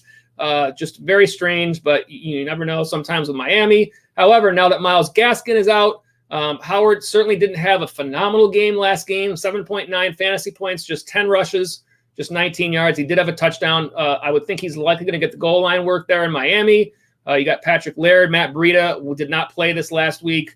Hard to say what's going to happen, but it's a player worth keeping an eye on to see what happens. You never know. His run of games is Chargers, Broncos, Jets, and then Cincinnati. No super great matchups there. Chargers are 18th most to the running back spot. Denver 24th. Jets are 9th, and Cincinnati 13th. So not like the super top of the run player this week, but again, someone you're not probably going to have to spend a waiver wire priority on. You can kind of keep an eye, see if he's out there, and think about him for upcoming weeks. All right, next player on our list, a player we've talked about a lot tonight, is Curtis Samuel for Carolina Panthers. I love this pickup this week. He is currently rostered in 30% of all leagues. Yesterday, it was 26.8 fantasy points. He was 9 targets, 9 catches, 105 yards, and a touchdown. That was against the Chiefs. who are not allowing the most in terms of points to wide receivers. So this is a great game against. It's not like he just had a great game because it was playing the Cowboys or the Seahawks. He's had 17 or more fantasy points each of the last 3 games. His next run is just so in the start, playing the Bucks next week, 24th to the wide receiver spot. Then the Lions, 13th, so just above half. And then he has the Vikings, who are allowing the second most fantasy points to wide receivers, and then a bye.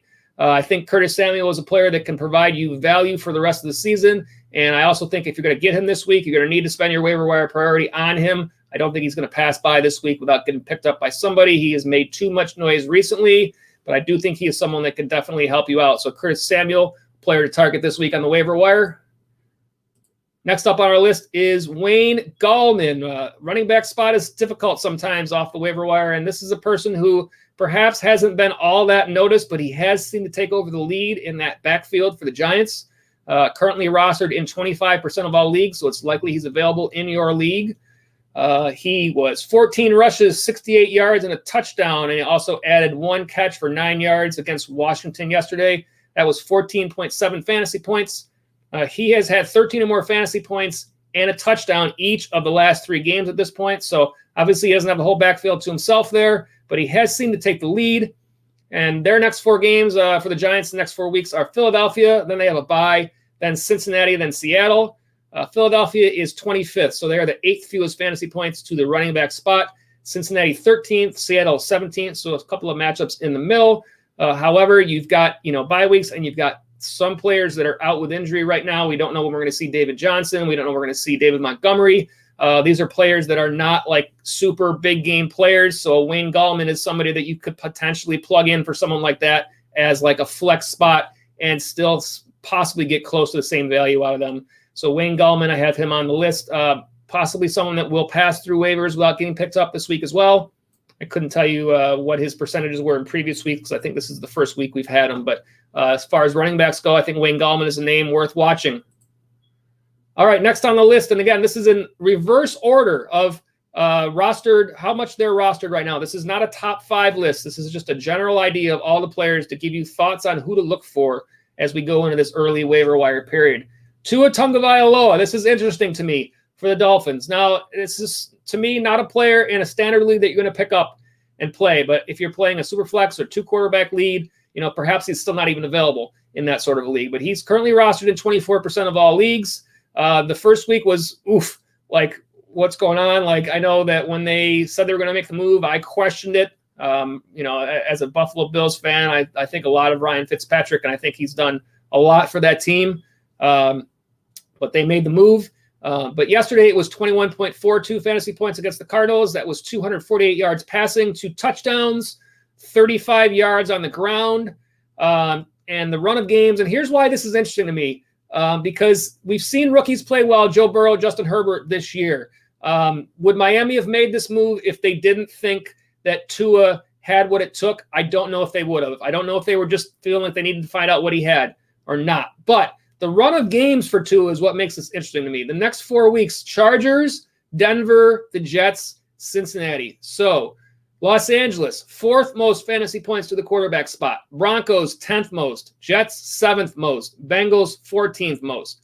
To me, that's a run of games where we're going to find out what Tua can do fantasy-wise. Like, if he is going to have value the rest of this year, we're going to know after these 4 games. So that's why this is interesting to me. Like, if he happens to have, obviously he played better in week 2, as a starter than he did in his first week.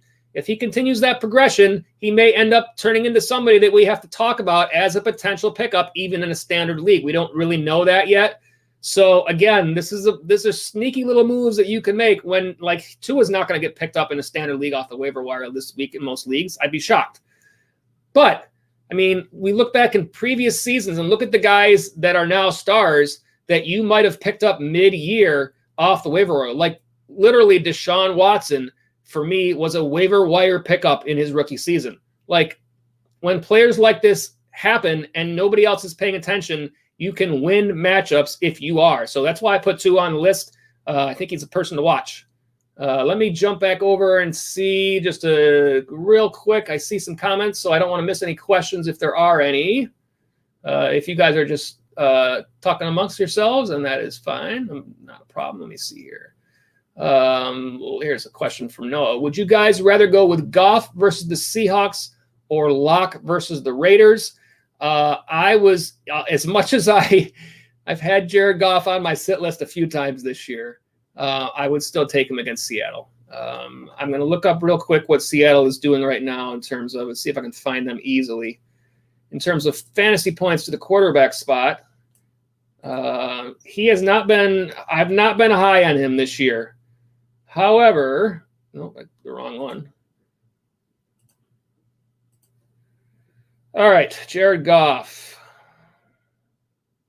Seattle is allowing the most fantasy points to the quarterback position, so I think that answers that. Yes, I would go with if a player's playing a team that's allowing the most points to the quarterback position. I don't care if they play for Adam Gase. I'm going to consider, putting him. Hope there's no Jets fans on the stream, but I've been pretty brutal to the Jets this year, and I don't see any reason not to stop at this point. But yeah, I think Jared Goff, and I see your answers here from Jay Postman, and I appreciate both of you guys. Put up Noah. He said, "All right, I'm going to head out. Thanks for all the help." No, thank you, Noah. Appreciate you guys being here, and I know that Jay Postman that you jumped in there as well, and he says, "Noah, no problem, man. Take care." Awesome. Thank you guys both. And yeah, absolutely. I would. Anytime, listen, if you're playing the Seahawks this year, pretty much start everybody at this point. That's kind of the case, but yeah, and even Denver, it's kind of there's a whole other argument to be made there, even if it wasn't the Seahawks. But at any rate, I like Goff there. All right, back to our waiver wire. We'll run through the rest of these, and unless you guys have any other chats, we'll probably call it a night for that. Here's the next one I got on the list. This, to me, is probably my favorite play of the week on the waiver wire, just aside from any other situations where running backs are out or whatnot. I think this is a play that a lot of players are sleeping on right now. It's Jalen Reagor from the Philadelphia Eagles. He's currently rostered in 24% of all leagues. Last week he was on a bye. I included him on our waiver wire bonus ads even last week. And even though he was on a bye, I felt like this is a player that was worth trying to get before you can't get him anymore. He was week 8 versus Dallas, 13.2 fantasy points with a touchdown. That was his first game back from injury.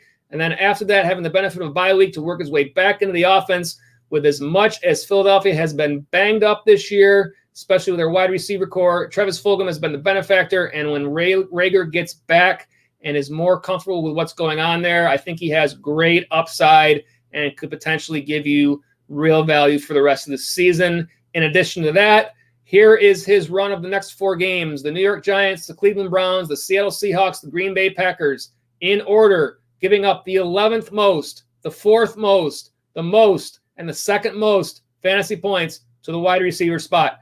I don't know what more you can ask for a waiver wire pickup there. That's a tremendous run of games from a player we have not really seen much this year, a rookie in an offense that needs good wide receivers. I think there is huge potential for Jalen Reagor. I would want to get him before somebody else does, and there's a good chance, since he didn't play last week, other fantasy players are going to be sleeping on him. I would try to get him off the waiver wire at any cost at this point. I don't want to say at any cost because there are other considerations there to be made. But if you have a waiver priority and you feel like you want to spend it, not risk it, I would go for it. There's a reasonable chance that he doesn't take a waiver priority. I mean, he made it through. I know I had him on last week's list, and he was at 24% last week.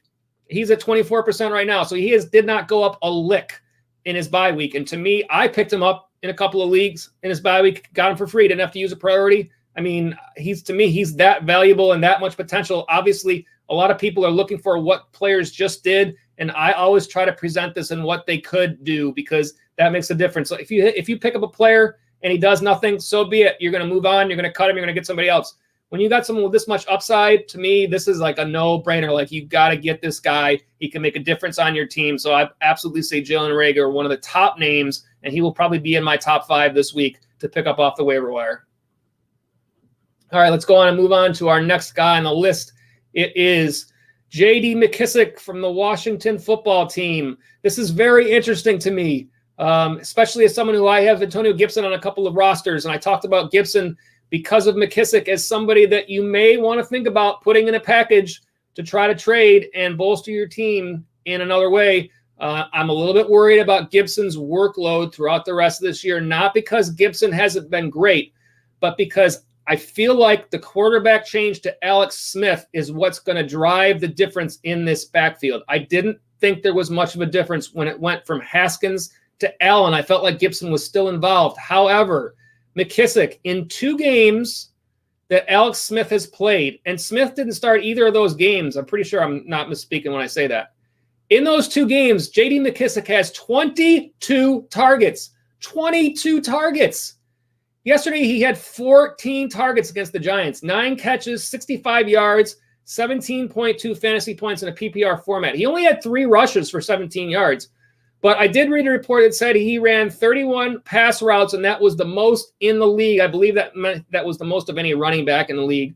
I feel like with Alex Smith, they are using McKissic as a safety valve to make sure Smith can get the ball out of his hands quickly. Obviously, because of concerns with the horrible injury that Alex Smith had, like they're going to want to protect him some.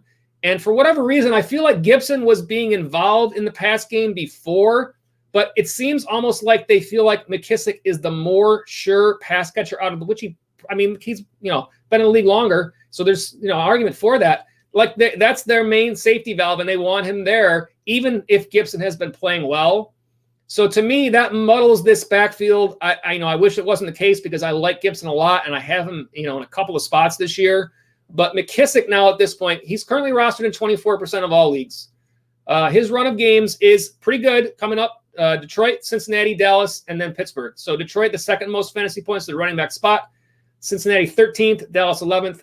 Pittsburgh is 30th, so they're the third fewest to the running back spot. So the deal with McKissic is you would expect his value to be more game script dependent, but at the same time, you don't expect Washington to be a team that is often going to run up big leads to where they can't utilize the pass catcher out of the backfield.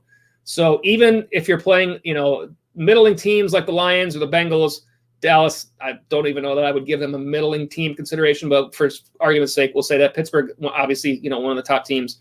McKissic has a good chance to return some value at this point. So I think that's somebody worth looking at, keeping an eye on. Again, we talked about it in one of the earlier chats. I don't necessarily feel that McKissic will be that you'll need to use your waiver priority on him because he's not going to be one of those top names most people look for. So there's a chance you can get him for free if you have bench depth. I think he's a player worth picking up at that price and getting him and sitting on him and waiting because he definitely, you're going to find out what's going to happen moving forward since Alex Smith in the 2 games that he has played has come in a relief role.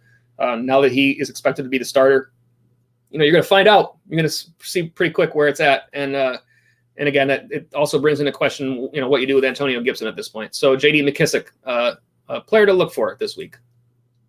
All right, a couple more names for you here. We've got Dalton Schultz. We talked about him previous weeks.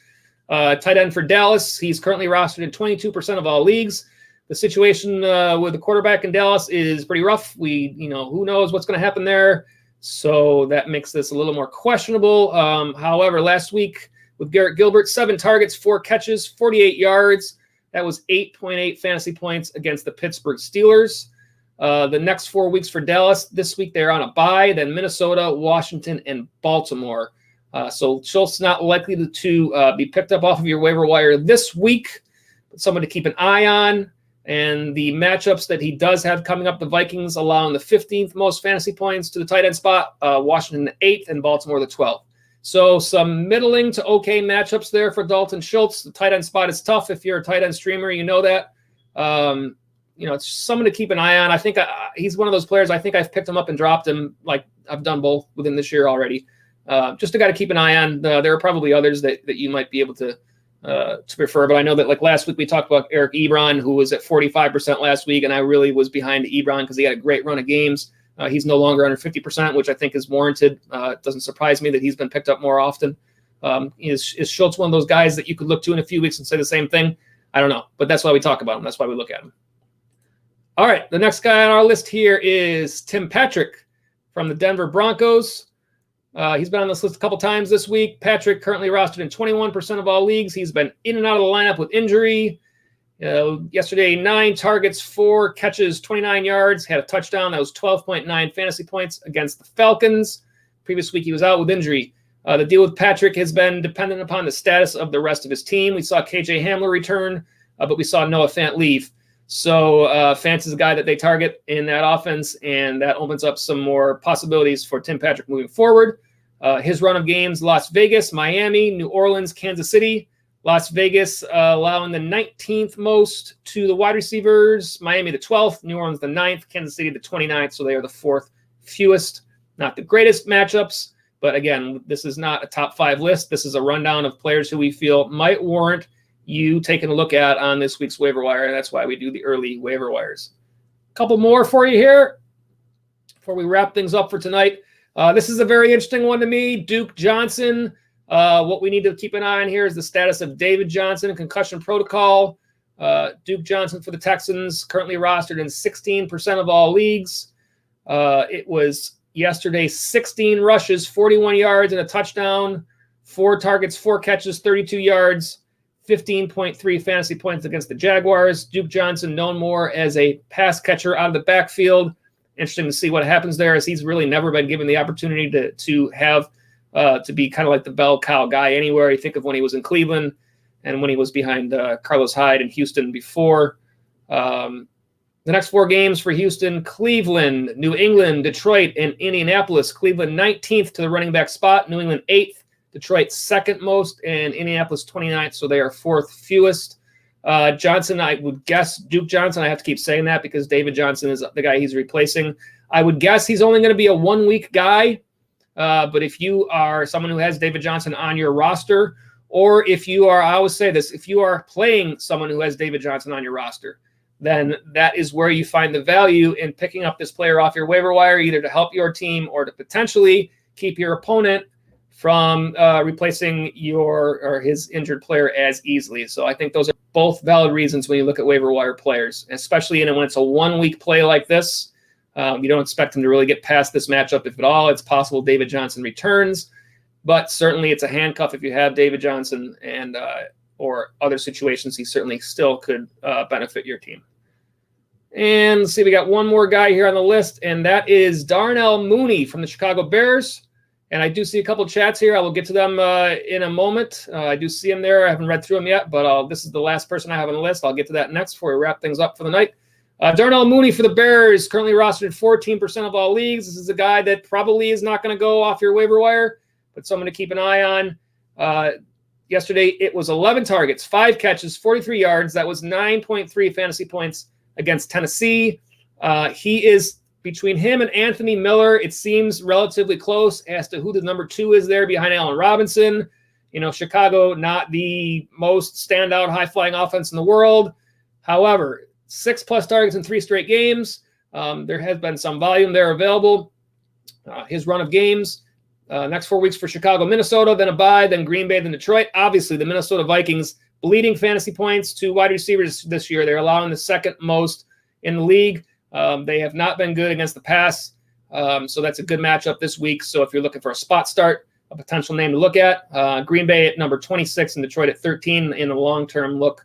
So, yeah, those are guys. That's a guy that is a potential name to look at, but, again, probably not someone that you're going to need to spend a priority on, or I wouldn't even necessarily recommend spending a priority on because that's valuable, but certainly a name worth looking for. So, all right, that is the list of what we got on our waiver wire players to look at. I'm going to click over here to the comments here and see if there's anything that I have not gotten to yet.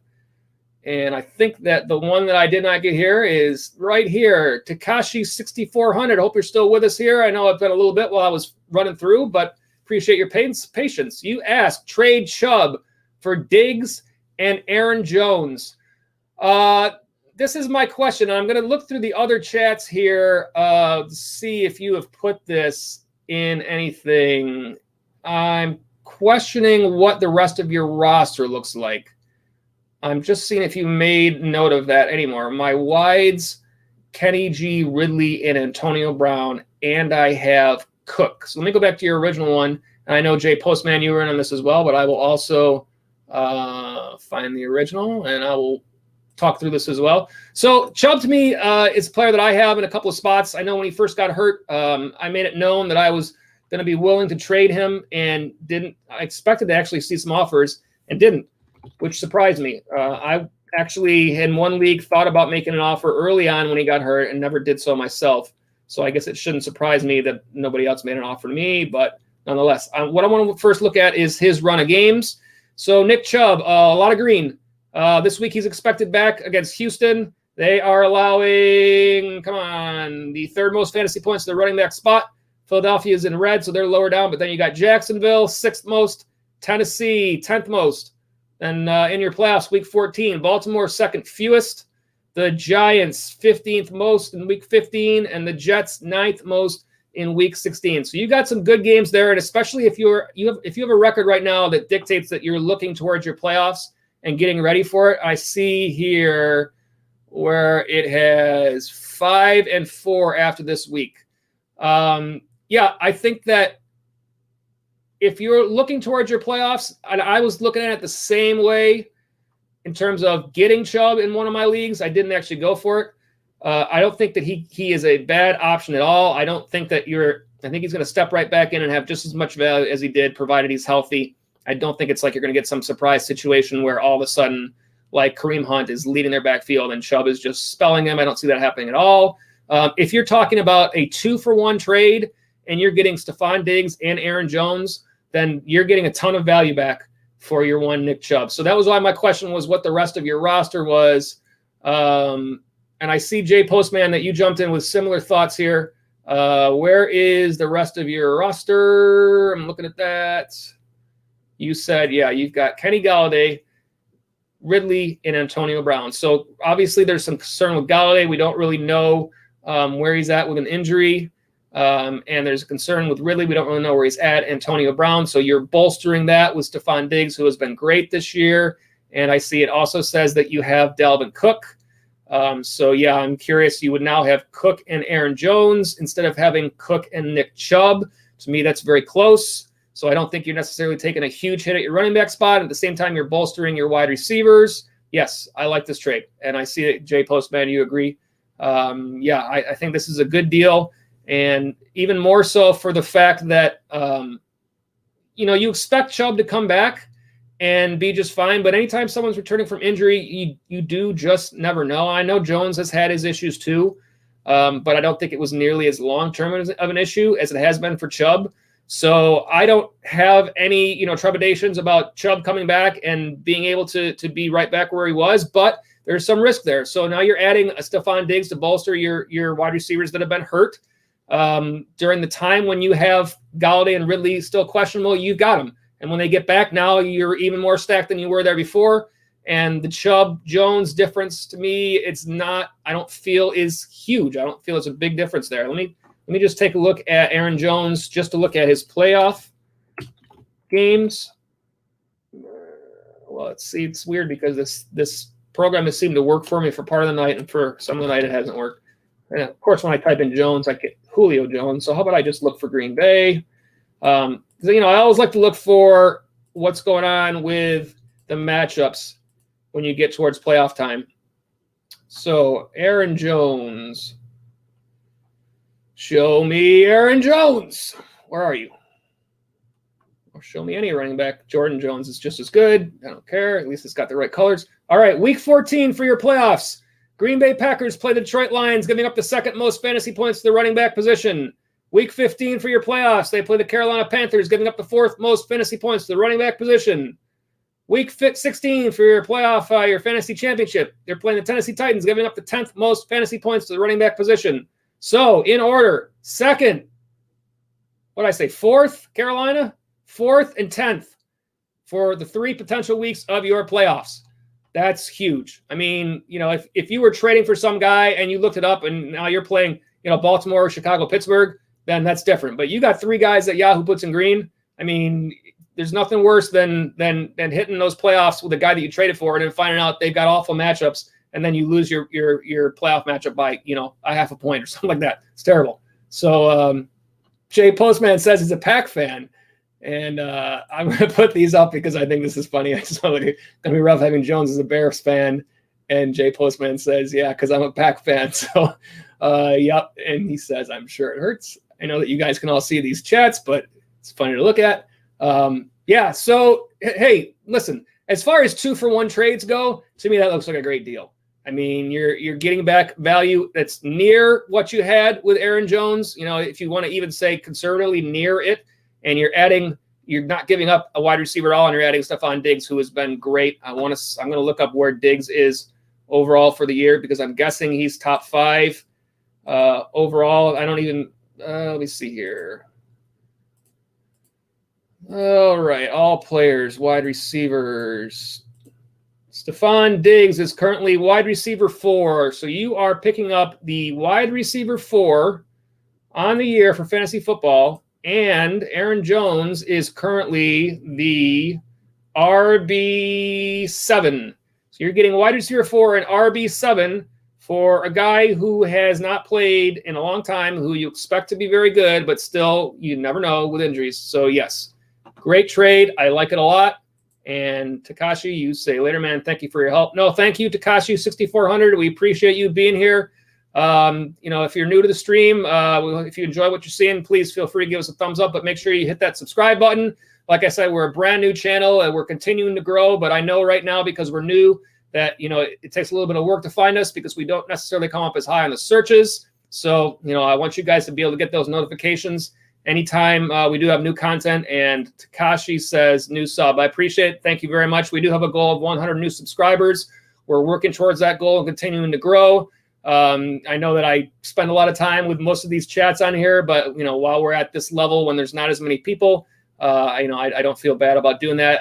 I hope to grow this channel. And at some point, hey, if we have all these different people, then I'll run through these chats and try to get them faster to make sure that I get everybody. But while we can, if I take a couple seconds to look up some extra information, then by all means, I'll do that for you guys. I want you guys to all have success in fantasy football. And bottom line, you know, as you guys have talked about before, I love talking fantasy football and listening to fantasy football talk. So again, appreciate all you guys being here on the stream. It's been a long night. We've been on for a little bit over 3 hours. And this, you know, like I said, this was kind of an impromptu show. So let me get you the information as far as our regular shows that we have, or our regular show, I should say. And it is the Sunday pregame show, TFF Live, every Sunday at 12 noon, streaming live right here on our YouTube channel. We take you right up until game time. Same type of thing where we answer all your fantasy football questions, but we also have a little bit more content in these shows. You know, give you all the actives and inactives, because there's nothing worse than not knowing if your player is playing or not. And I like to try to include that, even though I know it's available elsewhere, because you never know when someone doesn't tune in time to check out the other shows and get that information. So we'll try to make it easy for you to get to all that and get you your information, get you ready for your matchups. And then here is our other set of information, and we are the Fantasy Follow. As I said, thank you for finding us. We're a brand new YouTube channel, and we appreciate all of you for being on our live streams. We're also on Twitter. On Twitter, you can find us at the Fantasy Follow, and that's fantasy spelled FNTSY. And don't forget, if you want to, you can send us any of your fantasy football questions during the week on Twitter as well. And you can use the hashtag AskTFFLive to do that. And we will use those questions and answer them live on our Sunday pregame show. Then Facebook/the Fantasy Follow, and our website, thefantasyfollow.com. So again, I want to thank you all for being here. It's been a fun show. Hopefully you guys all enjoyed the Jets and the Patriots. I don't know how much enjoyment you could get out of that game. Not one of the best Monday night games of the year, especially since being a Bills fans here, you know, not a lot of liking the Patriots, seeing them win, but you know what, what are you going to do? The Jets are the Jets, and they should, I still can't believe, I don't know why they're throwing the ball with 4 minutes left in the fourth quarter in the lead. I just don't understand when they throw that interception. It doesn't make any sense to me, but they're 0-8, and I don't know what more you can say about that. But at any rate, coming up on week 10, for most of you, it's a trade deadline coming up on Saturday. We got waiver wires this week, so it's a busy week for fantasy football. Best of luck to you guys. I want to have all you guys have success, and hope that you guys are all just crushing it. And again, we thank you for being here. So as always, we'll end this show by saying good luck in fantasy. We'll see you next time.